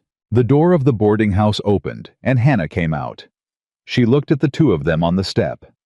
She sat on Caleb's other side without asking whether the space was available.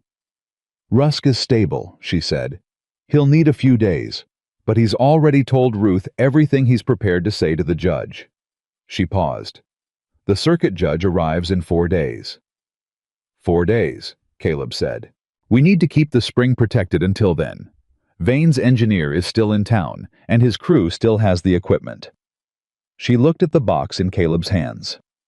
"We need that evidence formally secured with the judge's office before Vane can get word to his lawyers." "I know. I also need to tell you something." He turned to look at her. Her face had the quality it got when she was about to say something that had been building for a while and had finally reached the point where holding it back cost more than saying it. "When Vane went for Owen," she said, "and you moved, you didn't think about it. There was no calculation. You just moved between him and the boy." "Yes. That's who you actually are," she said. "Whatever Vane spent 3 years telling this town, whatever you spent 3 years believing about yourself." She looked at the box and then back at him. "That's the real version." He didn't answer. She hadn't expected him to. She'd learned his silences well enough to know which ones meant he'd heard something and was holding it in a place where it might actually have room to matter. The sun was going down over the western ridge, and Red Hollow was loud with the news of what had come down off the mountain. And somewhere in the town, Silas Vane was sitting in the jail that had held Caleb yesterday, with his hands cuffed and his certainty running out through the cracks, and the circuit judge was 4 days away. 4 days. Caleb stood up. "We need to get back to the ranch tonight," he said. "The spring." I know, Hannah said, standing beside him. I already told Owen. Owen was already on the horses. Caleb looked at Red Hollow, the street, the buildings, the people watching from doorways, with the complicated expressions of those who are discovering that the story they've been told doesn't fit the facts they're now looking at. He looked at all of it. Then he put the iron box under his arm and walked toward the horses, and Hannah walked beside him, and neither of them looked back at the hanging tree. They rode back to the ranch in the dark and found it standing. That was the first thing Caleb checked. Caleb checked not the house, not the spring, not whether Vane's engineer had come while they were gone. He checked the horses in the corral, the water in the channel, the gate latch on the upper pasture. All of it intact, all of it exactly as they'd left it. He stood in the yard for a moment and breathed. Hannah came out of the cabin with a lamp. She'd gone straight inside to check the hidden tin under the granite marker, the copies of Elias's statement, the backup documents. Still there. She'd repacked them and reset the stone and come back, and now she stood in the doorway watching Caleb stand in the yard and breathe. It's all right, she said. For tonight, he said. For tonight is enough.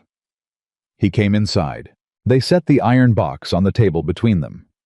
Caleb had not opened it, had carried it down the mountain and through Red Hollow and back up the trail with the latch untouched, which had taken more discipline than anything else he'd done that day.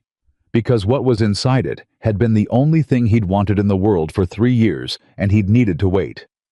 Hannah looked at him across the table. Together, she said.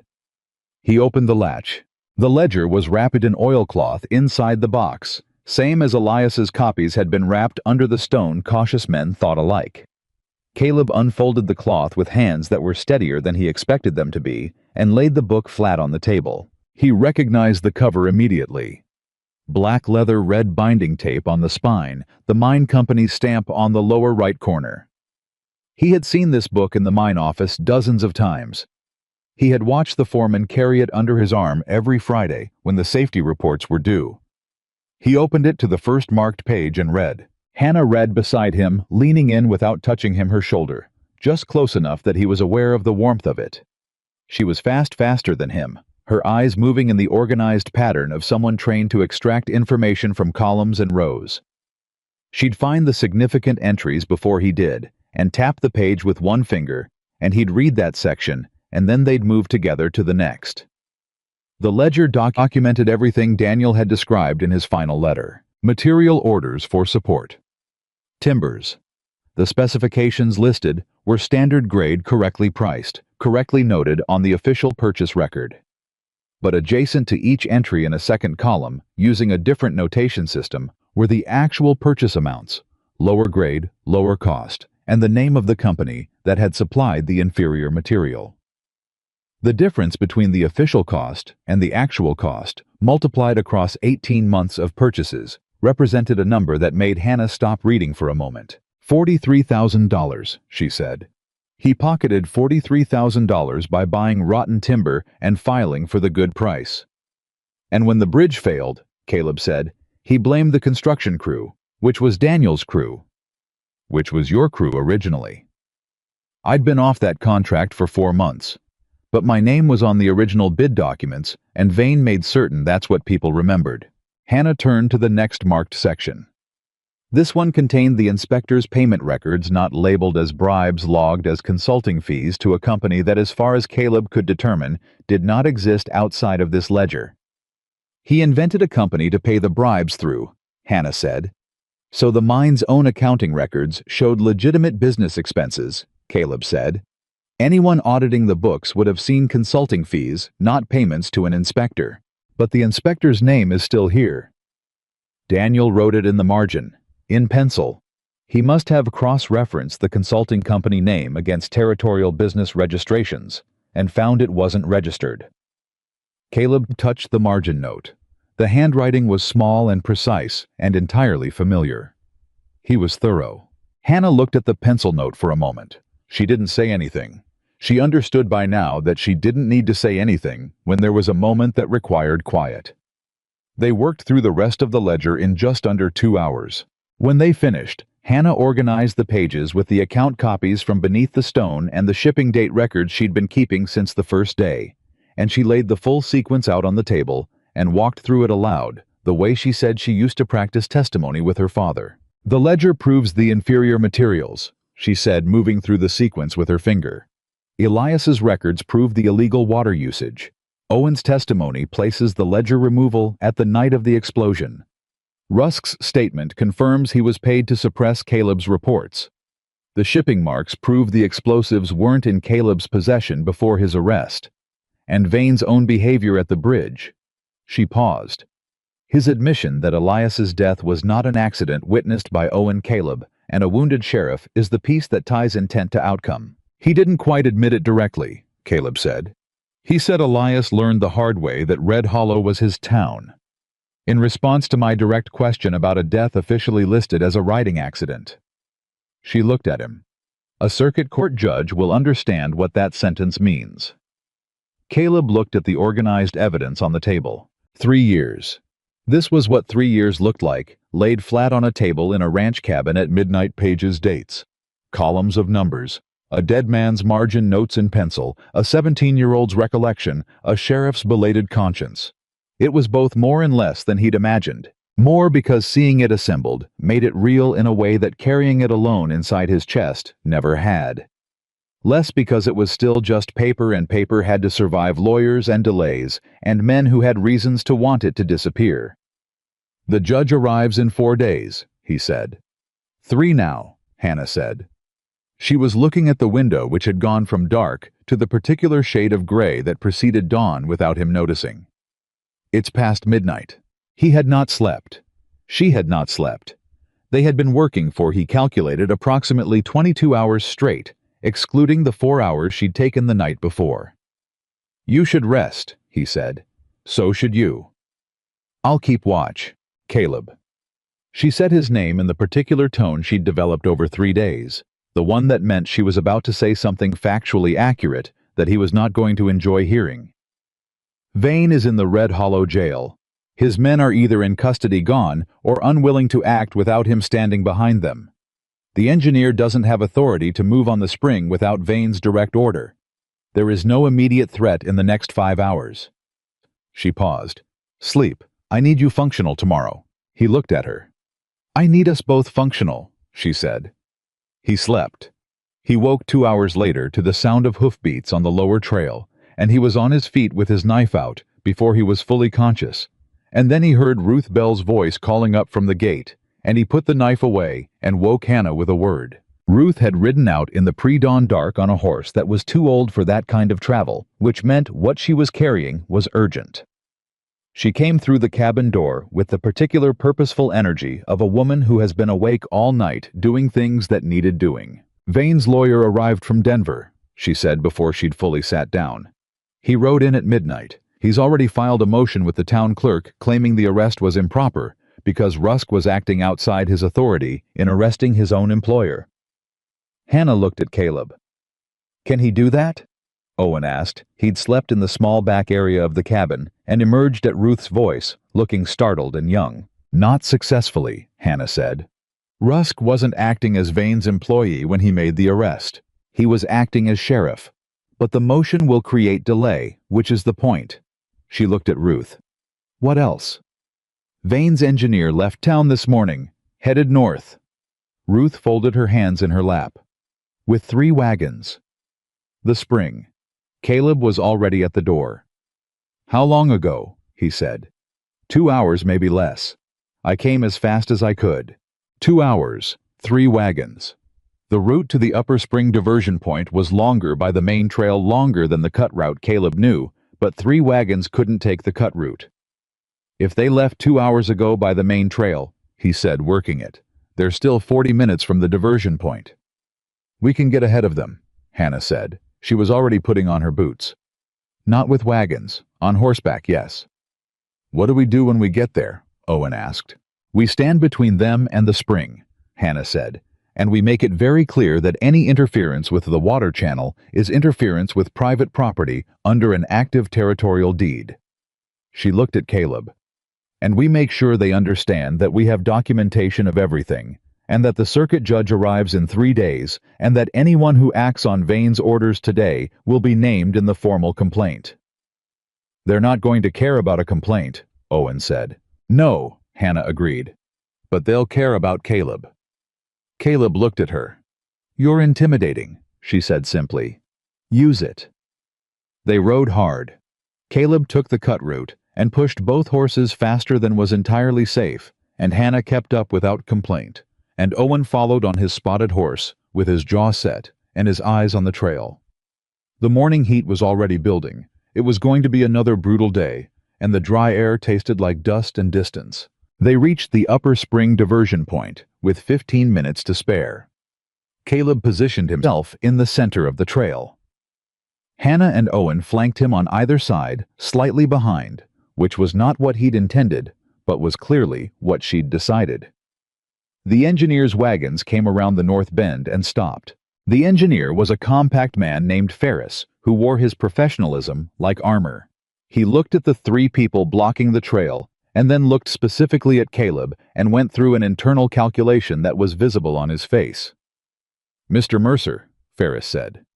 I have a work order signed by Silas Vane, Caleb said, who is currently in the Red Hollow jail. Ferris paused. The work order is signed, he said, but with slightly less certainty. Mrs. Mercer, Hannah said, urging her horse forward one step so she was level with Caleb. Hannah Mercer, this spring is on Whitaker Ranch, which is my deeded property. Any diversion of this water channel without a court order is interference with property rights under territorial law, and I will have your name, your company name, and the names of every man in those wagons in front of the circuit judge in 3 days. She reached into her coat and produced a folded document. This is a copy of the deed. This is the spring survey my uncle filed in 1874.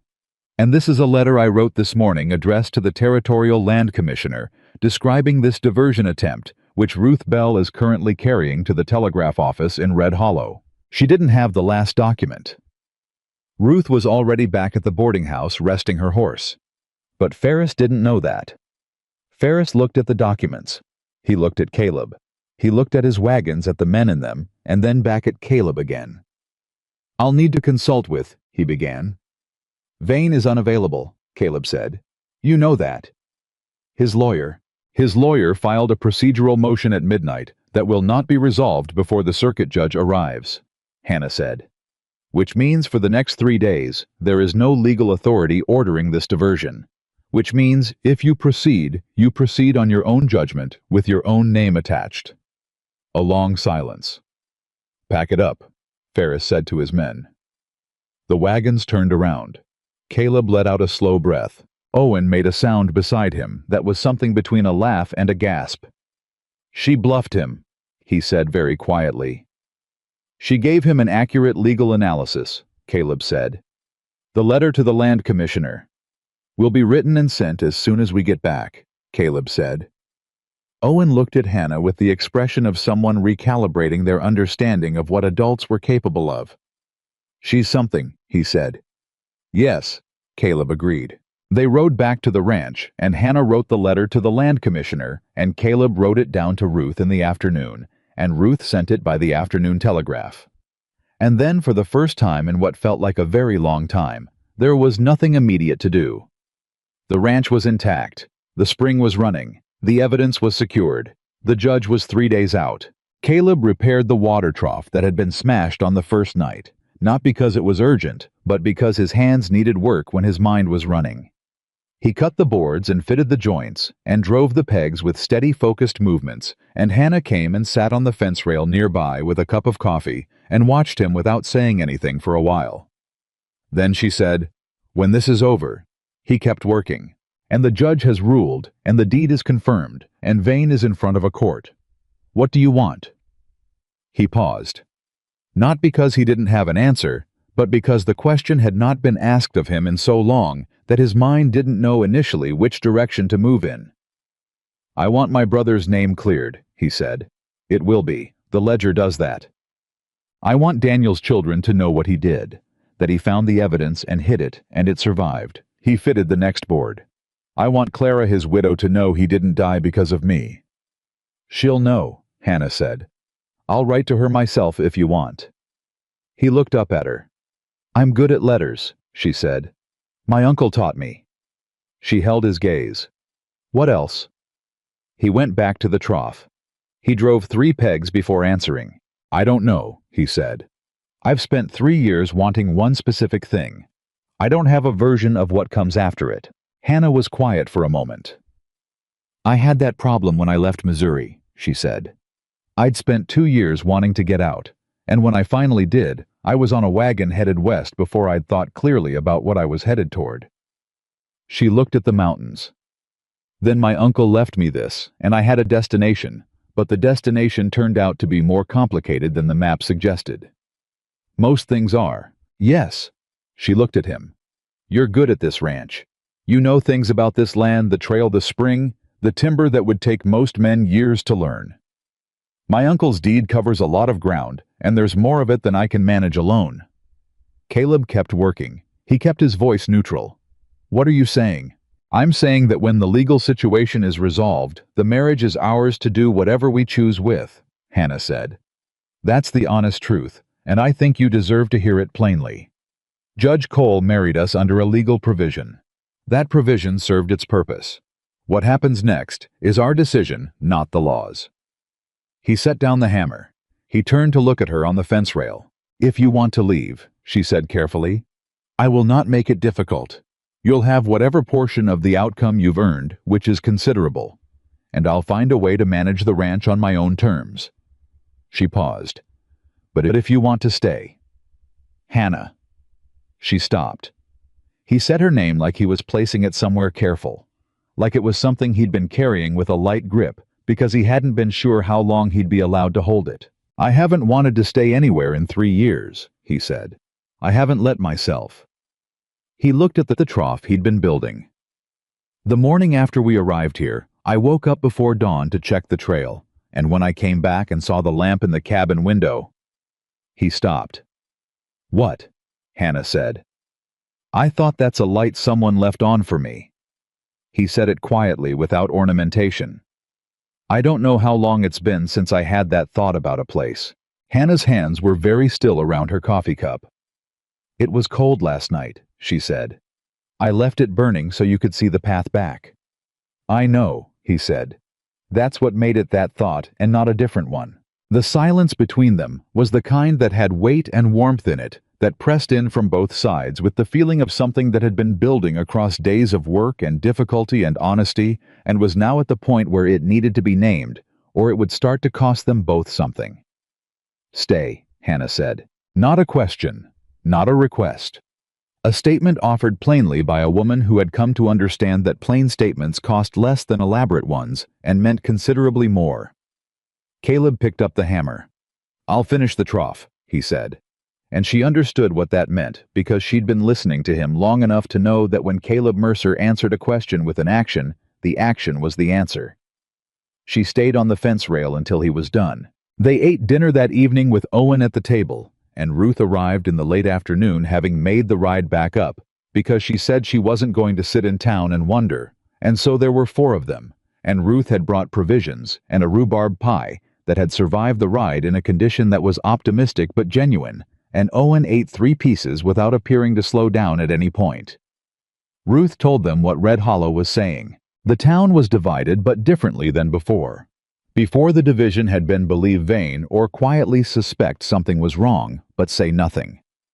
Now the division was accept what the evidence showed or resist it, because accepting it meant acknowledging complicity in what had been done to Caleb and to the men who died in that mine. Some people are already apologizing, Ruth said. Not to you, you're not there to apologize to, but to each other. Working themselves up to it. She looked at Caleb across the table. The 2 deputies who lowered their rifles at the bridge. One of them came to see me this afternoon. He asked if I thought you'd be willing to hear him out. What did you tell him? Caleb said. I told him I thought you'd listen, Ruth said. I wasn't certain about anything beyond that. Caleb thought about it. Tell him he can come, he said. Ruth nodded. There's something else, she said. She set down her fork. Vane's lawyer went to the jail this afternoon to consult, and while he was there he talked to Vane for a long time, and when he came out he went to the telegraph office. She looked at Hannah. I couldn't hear what he sent. But he was in there for 20 minutes. Calling for reinforcements, Owen said. Or for a different judge, Hannah said. Caleb looked at her. Vane has been operating in this territory for 15 years, she said. He's had time to cultivate relationships. If he knows the circuit judge who's coming. He doesn't know Judge Cole, Ruth said. Cole's been on the Eastern Circuit. He's only in this region because the regular judge took sick. She paused. But Vane's lawyer may not know that yet. He'll find out, Caleb said. Yes, but by then, the evidence will be in front of Cole and formally filed. Hannah looked at Caleb. We need to ride to Red Hollow tomorrow. Get everything officially filed with the court clerk before any motion can be made to redirect the case. Is it safe to go back? Owen asked. Safer than waiting, Caleb said. That night, after Ruth and Owen had settled and the lamp was burning low, Hannah came outside to where Caleb sat against the cabin wall. She sat beside him without asking. He'd gotten used to that, the way she moved into shared space without requiring permission, which was different from the way most people moved into shared space, which was either asking too much or taking without asking. She sat, and for a while they just listened to the night sounds of the mountain, the creek below the horses, something moving in the timber on the far ridge. My uncle wrote in his last letter that he'd never found the courage to fight Vane openly, Hannah said. He said he'd documented everything and hid everything and hoped someone else would fight the battle. He'd been too careful to fight himself. She was quiet for a moment. I used to think caution was cowardice. Now I think it was strategy. He kept the evidence alive until someone could come for it. He kept it until you came for it, Caleb said. We came for it, Hannah said. He didn't correct her. She leaned back against the cabin wall beside him, close enough that their shoulders were touching, and neither of them moved away from that, and neither of them commented on it, because some things didn't need commentary any more than a lamp left burning in a window needed explanation. The judge was 2 days out. The evidence was secured. The spring was running, and somewhere in a Red Hollow jail cell, Silas Vane was waiting for a message from his lawyer that would tell him whether he still had a path out of this, while two people sat in the dark against a cabin wall in the Colorado high country and said nothing and needed to say nothing and knew it. Tomorrow, they would ride back into town. Tomorrow, the real accounting would begin. But tonight, the mountain was quiet, and the lamp was on, and Caleb Mercer was exactly where he had told Hannah Whitaker he would be, and she was beside him, and that was enough. Not as a temporary condition, not as a legal arrangement serving its purpose, but as a fact that had put down roots somewhere in the last 4 days, and intended, if neither of them made the mistake of running from it, to stay. The circuit judge arrived on the morning of the third day, 2 hours earlier than expected, on a horse that looked like it had been ridden hard since before daylight. Judge Nathan Cole dismounted in front of the Red Hollow courthouse, with the unhurried efficiency of a man who has long since stopped being surprised by the urgency of the things people need him for. And when Hannah came through the courthouse door to meet him with the iron box and 3 folders of organized documents, he looked at her and said, "Mrs. Mercer, I had a feeling when I left this town 4 days ago that things were going to be considerably more complicated when I returned." "Yes, sir," Hannah said. "They are, but I believe we've documented them thoroughly." Cole looked at the box. He looked at the folders. He looked at Caleb, who was standing at Hannah's shoulder, with the patience of a man who has learned that some things require waiting and has made his peace with that knowledge. "How long will it take me to review what you've brought?" Cole said. 2 hours, Hannah said. "Possibly 3. And the other party's counsel has filed one procedural motion that I believe you'll find without merit."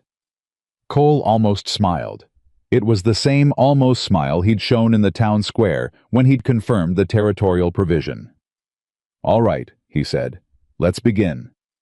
They went inside, and the truth, which had been waiting under a burned bridge for 3 years in an iron box wrapped in oilcloth, finally walked through a courthouse door in the full light of a Colorado summer morning, and sat down in front of a judge who had not been paid to look away. Judge Cole reviewed the evidence for 2 hours and 40 minutes. Caleb knew the exact duration because he sat on the bench outside the courthouse and counted the intervals between the church bell strikes, which was something he'd learned to do in the years when waiting was the only action available to him. Hannah sat beside him for the first hour, then stood and paced for 20 minutes, then sat again. Owen had positioned himself on the courthouse steps and was watching the street with the vigilance of someone who had recently discovered that watching the street was a skill that mattered. Ruth Bell arrived midway through the second hour with coffee she'd carried from the boarding house in a covered pot, which Caleb thought was one of the most practical acts of kindness he'd witnessed in recent memory. She poured without asking who wanted it, handed the first cup to Caleb, and sat beside Hannah on the bench. "Vane's lawyer went in there 20 minutes before you did," Ruth said low. Hannah's head came up. "He's in there now." Cole let him in to observe, not to speak. The lawyer tried to present the procedural motion first thing, and Cole set it aside without reading it. Ruth paused. "I heard that from the clerk." Cole apparently said he'd review procedural challenges after reviewing the evidence and not before. "Good," Hannah said. The lawyer didn't look happy. "Good," Hannah said again. Caleb drank his coffee and said nothing, and watched the courthouse door. The door opened at 11:47 by the church bell.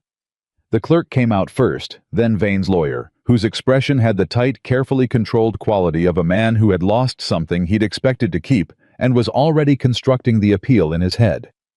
He looked at Caleb as he passed. He didn't say anything.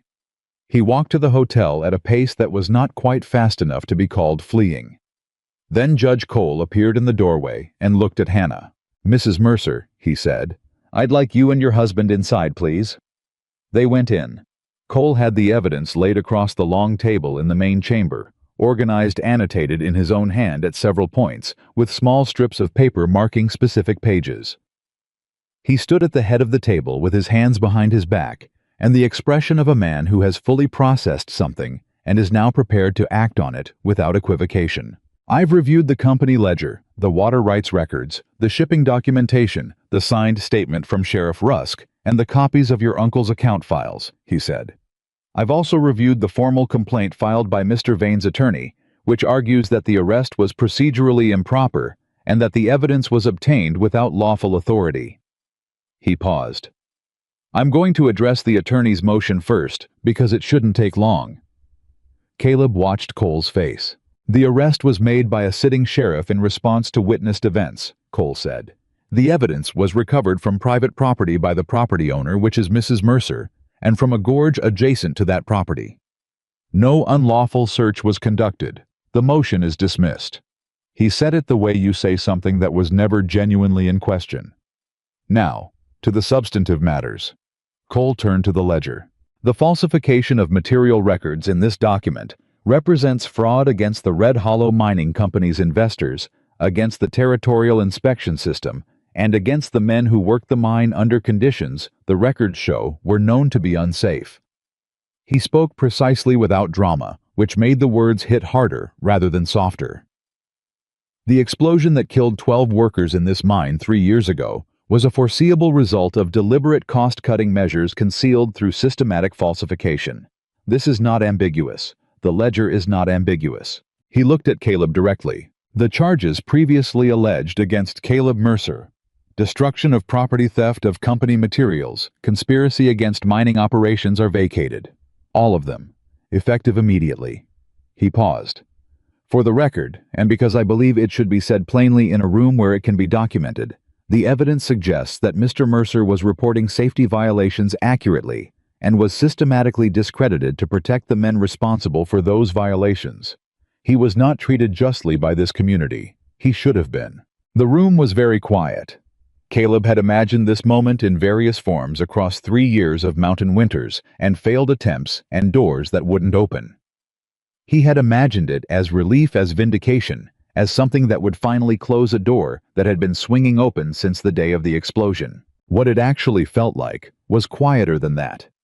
More internal.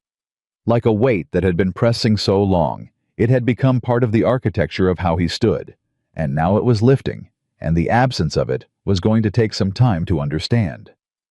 He breathed. Hannah's hand found his arm. Not dramatically. Just quietly at his side, her fingers closing around his forearm, the way someone takes hold of something they want to make sure is still there. "Silas Vane," Cole continued, will face formal charges on multiple counts, including criminal fraud, bribery of a public official, conspiracy to suppress testimony, and based on Sheriff Rusk's statement regarding the circumstances of Elias Whitaker's death. I am referring a separate inquiry to the Territorial Marshal's office regarding that matter. He looked at Hannah. I am sorry about your uncle, Mrs. Mercer. I believe he understood what he was preserving and chose to preserve it at considerable personal cost. Hannah said, yes, he did. The Whitaker Ranch deed, Cole said, is confirmed without challenge. The 90-day requirement is satisfied by continuous occupation and documented improvement. The spring water rights are registered under the deed as of today. No diversion may be ordered without a formal court proceeding, which will not be forthcoming given the current circumstances. He gathered the papers and set them in order. Are there questions? There were no questions. Cole extended his hand to Caleb. Caleb shook it. Cole said quietly enough that it was almost private. You were patient with this for a long time, Mr. Mercer. That kind of patience costs something. Yes, sir, Caleb said. It does. They walked out of the courthouse into the August heat, and Red Hollow was already different from what it had been when they'd walked in. Word moved fast in a town this size.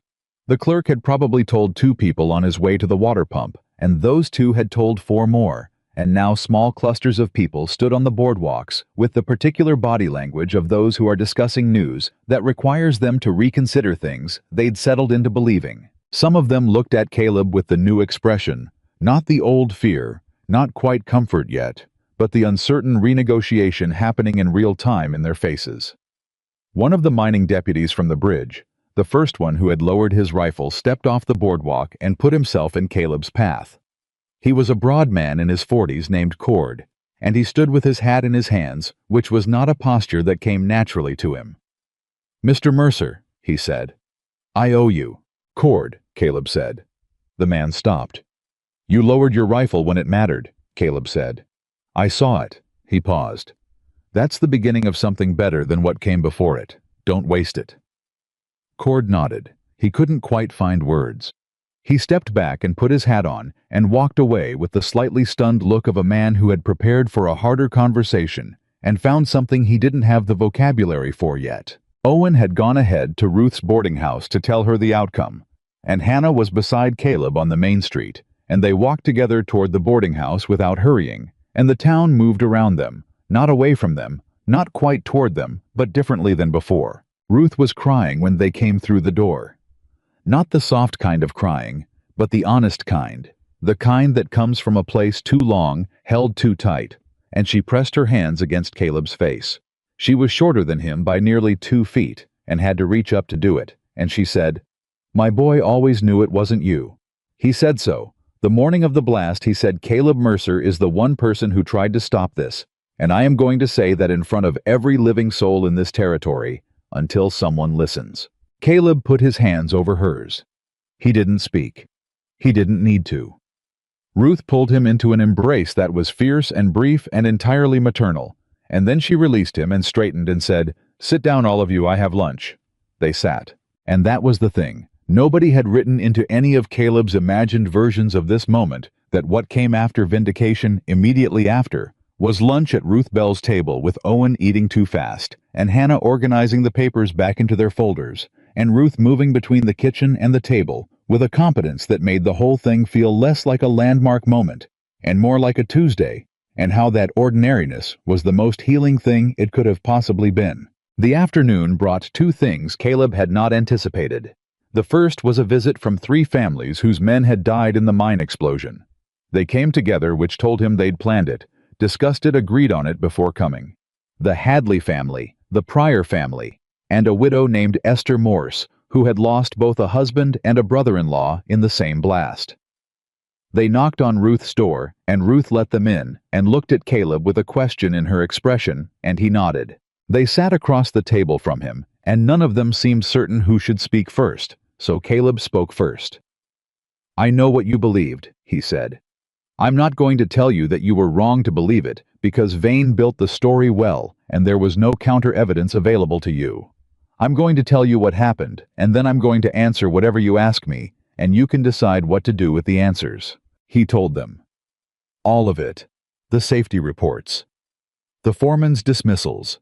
His attempts to reach the territorial inspector the morning of the explosion when he'd been delivering timber to the north section and heard the collapse from a mile away and run back.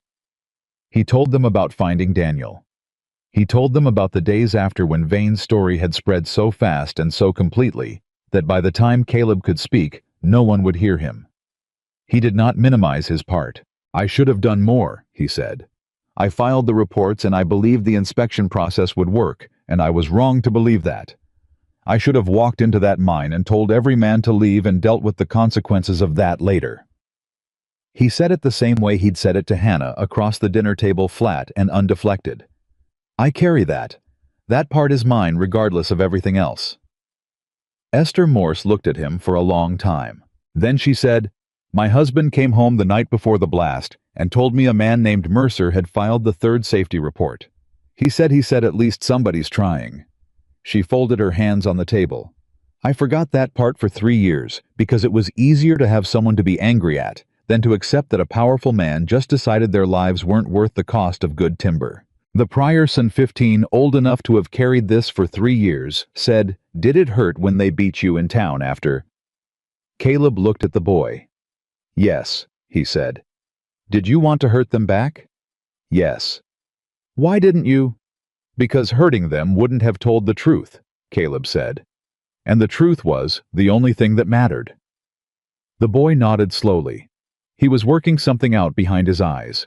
They left an hour later, not healed. That was going to take considerably longer than an afternoon, but with the weight redistributed. Grief that has an accurate shape to it is still grief, but it sits differently. It doesn't twist. The second thing Caleb hadn't anticipated arrived at Ruth's door in the early evening in the form of a telegram. Owen brought it from the telegraph office because he'd been passing by, and he handed it to Caleb with a look that said he didn't know what was in it, but could tell from the operator's expression that it mattered. Caleb read it. He read it twice. Then he sat very still for a moment with the paper in his hands. "What is it?" Hannah said. He passed it to her. She read it. Her expression shifted. Not alarm, something more complicated than alarm. Something that was trying to decide what it was. The telegram was from Clara Mercer, Daniel's widow. It had been sent from a town in Kansas where she'd settled with the children after the explosion. Received letter from Territorial Court, notifying of evidence clearing. Daniel's name. Stop. Received your letter. Mrs. Mercer, thank you, stop. Thomas and the girls want to know if they can come, stop.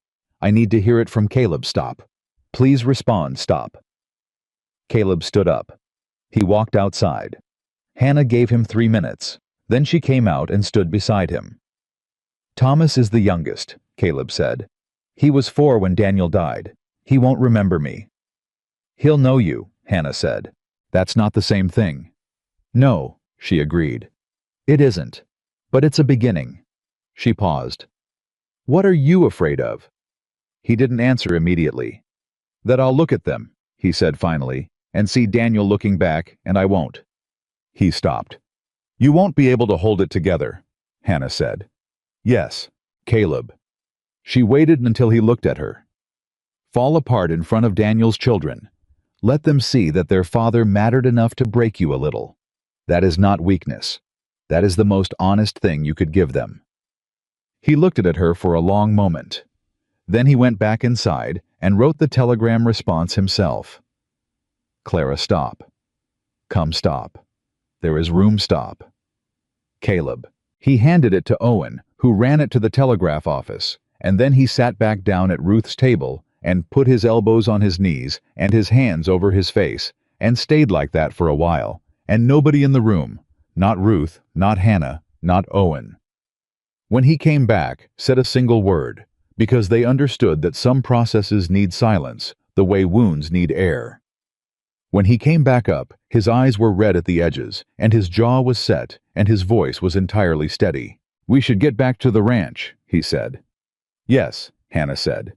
"The north fence still needs 2 posts, and the channel junction needs to be reseeded before the weather turns." "I know."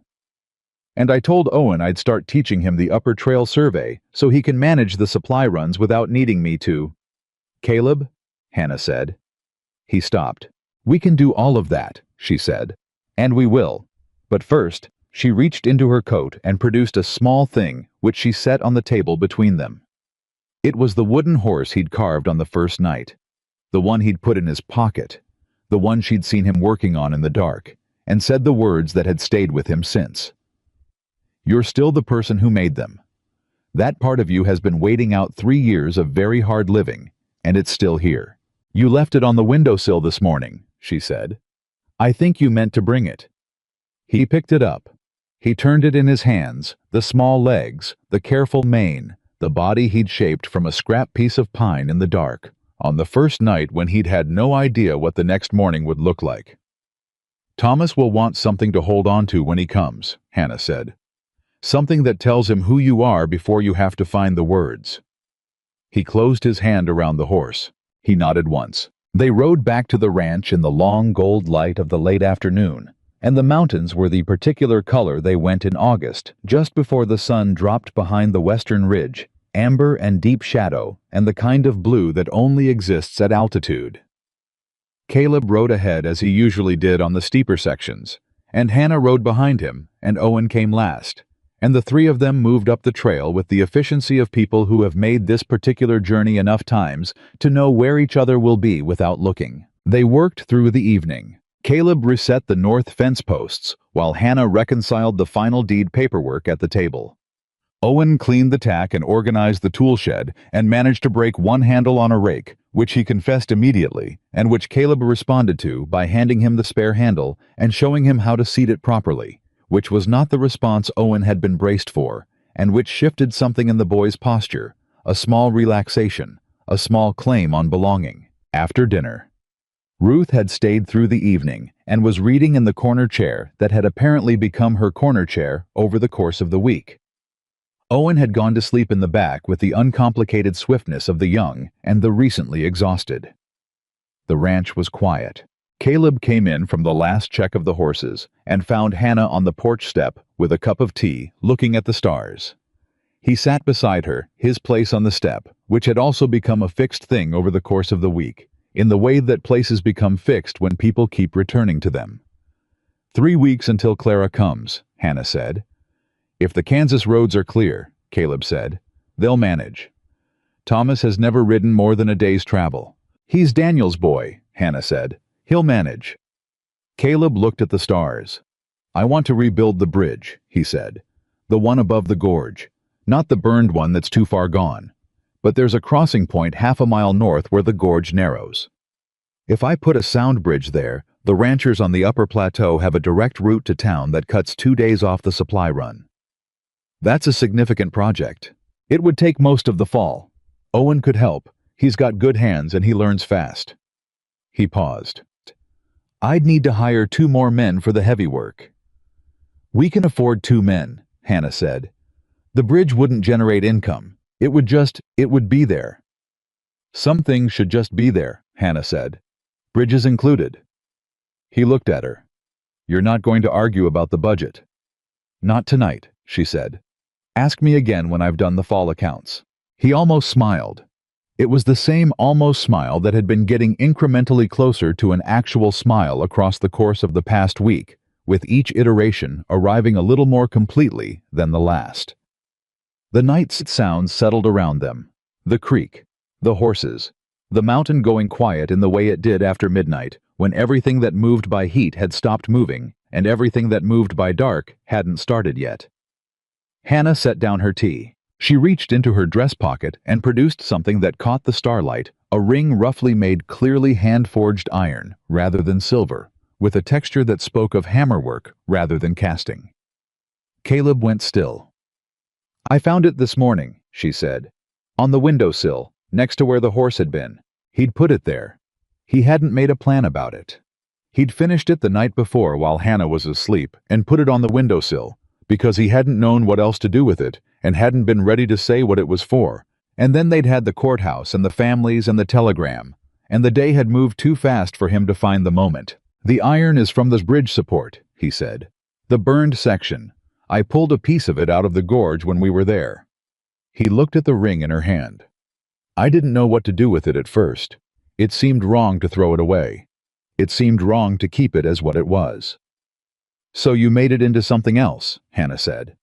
"Yes. Something strong," she said. "Something that holds its shape." "That was the intent," he said. "Iron does that if you work it right.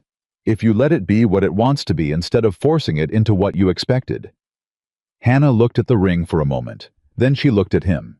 "Judge Cole married us under a legal provision," she said. "And it served its purpose, and I would do it again without hesitation. But that isn't the marriage I want to keep." She turned the ring in her fingers. "I want to keep the one that starts here, tonight. With no rope, no crowd, no sheriff who owes someone money. Just," she gestured at the porch, "the stars, the mountain, all of it, this." Caleb took the ring from her hand. He held it for a moment, feeling the weight of it, heavier than it looked, which was the nature of iron, which was also the nature of some other things. "I can't promise," he said, "that the past won't follow me. Some of those families need more time. Some of those people in town will always remember the old story better than the new one." "I know that," Hannah said, "and I'm—" He paused, finding the honest word not easy. "I go quiet when I should speak, and I work when I should rest. And I still check the trail every morning before dawn, like someone's coming, even when there's no one coming." "I know that too," she said. "I set 2 places at every meal and reorganize completed paperwork and write letters I don't always send." She looked at him steadily. "We are both people with habits that came from hard years. That doesn't disqualify us." "No," he said. "It doesn't." He reached for her hand. He put the ring on her finger, not with a speech, not with ceremony. With the same care and attention he brought to work, that mattered the particular focus of a man who understands that how you do something is as important as what you do and who wanted this done right. Hannah looked at her hand. "It fits," she said. "I measured by—" He stopped. "By what?" she said. "By your teacup," he said. "You hold it with both hands when you're cold, and your fingers wrap around a particular diameter." He said it in the direct way he said factual things. It seemed like the right measurement. Hannah looked at him. She leaned forward and kissed him. It was exactly what it should have been. Unhurried, certain, built on the foundation of a week of work and honesty and difficulty and quiet. And 2 people who had each learned through different roads that real things don't happen fast. They accumulate. They earn themselves. They become true, not in a single moment, but across a series of ordinary moments that add up to something neither person could have predicted at the start. When she pulled back, she was close enough that he could see the lamplight from inside reflected in her eyes. "Stay," she said. Same word as before. Same plain statement. "I already told you yes," he said. "Tell me again," she said. "I want to hear it twice." "Yes," he said. "I'm staying." He put his arm around her, and she leaned against his side, and they sat on the porch step in the mountain dark, and neither of them felt any need to say anything else for a while. 3 weeks later, Clara Mercer arrived with Thomas and 2 girls who had their father's eyes. Caleb heard the wagon on the lower trail while he was resetting the last of the bridge survey markers on the north slope. He came down at a pace that was faster than necessary and stopped at the gate before going through it, because he needed one moment to be sure he had himself together before Thomas saw him. He didn't entirely have himself together. He went through the gate anyway. Thomas was 7 years old and small for his age, and had Daniel's jaw and Daniel's way of standing with his chin up, even when he was uncertain, which was a posture Caleb recognized so precisely that it hit him somewhere below coherent thought. The boy looked at Caleb with the direct, assessing gaze of a child who has been told important things about someone and is now seeing whether the actual person matches the account. Caleb crouched down so they were at the same height. He held out the wooden horse. Thomas looked at it. He looked at Caleb. He reached out and took it with both hands and turned it and examined it with the seriousness that children bring to objects they understand matter. "My papa had one of these," Thomas said. "I made it," Caleb said. "For him. A long time ago." "Did he like it?" "He kept it on the windowsill," Caleb said. "He said it helped him remember what things were supposed to look like when you built them right." Thomas held the horse against his chest. Clara stood a few feet back with her older girls, and she looked at Caleb with an expression that had a long history in it. Grief and anger, and the particular exhaustion of a woman who has carried a narrative that turned out to be wrong for 3 years and is only now releasing the weight of it. She said, "You look like someone who hasn't slept properly in 3 years." "That's accurate," Caleb said. "You look like Daniel said you looked," she said. "He always said you were the kind of man who looked dangerous until you looked closer." She paused. "I should have looked closer 3 years ago." "Clara," he said. "Don't tell me it's all right," she said. "I wasn't going to," he said. "I was going to say, I'm glad you came." She nodded. Her jaw held firm. Hannah appeared at the porch and came down to meet them, and there was a moment of the particular kind of social navigation that women do instinctively and men mostly observe. And within 10 minutes, Clara and the girls were inside, and Hannah had somehow communicated both welcome and practical information about the sleeping arrangements, while also getting the older girl to carry something which immediately gave the girl a role, and therefore a way to be present without the full weight of the occasion bearing down. Thomas stayed outside with Caleb. They stood in the yard together, the man and the 7-year-old, and Thomas looked at the horses in the corral and then at the mountains. "Did you build the bridge?" Thomas said. "Not yet. I'm building a new one, a better one." "Can I help?" Caleb looked at the boy. "Yes," he said. "When you're ready." Thomas considered this. "I might be ready tomorrow," he said. "Tomorrow it is," Caleb said. He put his hand on the boy's shoulder lightly, the way you put a hand on something you want to be careful with, and they stood together, looking at the mountains in the late summer afternoon. Weeks after that, on the last hot evening of August, the kind of evening where the heat finally broke at sunset and the air coming off the mountains smelled like pine and distance, Caleb and Hannah stood beside the spring. The channel ran clear and steady through the stone they'd reseeded together on the second morning. The ranch behind them was a different thing from what it had been when Hannah arrived. Not transformed, not made new, but repaired and expanded and occupied in the full sense of the word, occupied by people who intended to remain. Owen was in the upper pasture with the horses. Clara and the girls were inside with Ruth, who had come for dinner and stayed for 3 days and shown no signs of leaving, which Ruth described as helping, and which was also simply Ruth Bell, finding the thing she'd been missing since her son died, a table where people needed her. Thomas was asleep in the back room with the wooden horse on the blanket beside him. Hannah leaned against Caleb's arm and looked at the water. "My uncle used to write that this spring was the heart of the property," she said. "He said everything else could be rebuilt, but if you lost the water, you lost the reason for the rest of it." "He was right," Caleb said. "He was right about a lot of things," she said. "He just ran out of time to see which ones." Caleb looked at the spring for a moment. "He saw enough," he said. "He kept the evidence long enough for it to matter. He left the land to someone who would come for it. He understood what he was doing. He didn't know it would turn out this way." "No," Caleb said. "But he made the decisions that gave it a chance to. That's all any of us can do." Hannah turned her face up to look at him. He looked back at her. Around them, the mountains settled into the particular silence of a late summer evening, and the water moved through the stone channel with the unhurried certainty of something that has found its course and intends to keep it. And the light that remained was the kind that made everything it touched look like something worth keeping. Red Hollow had looked at a wounded man and built a monster out of him because it was easier than sitting with the complicated truth that powerful men sometimes do terrible things, and ordinary people sometimes let them. It had taken a woman with a land deed and a freight-stained dress and a memory for shipping marks to stand under a hanging tree and say no. Not today. Not this man. Not without evidence. It had taken a man who was strong enough to pull his enemy back from the edge of a gorge, because he understood that becoming the monster they'd named him would be the final and worst thing Silas Vane ever did to him.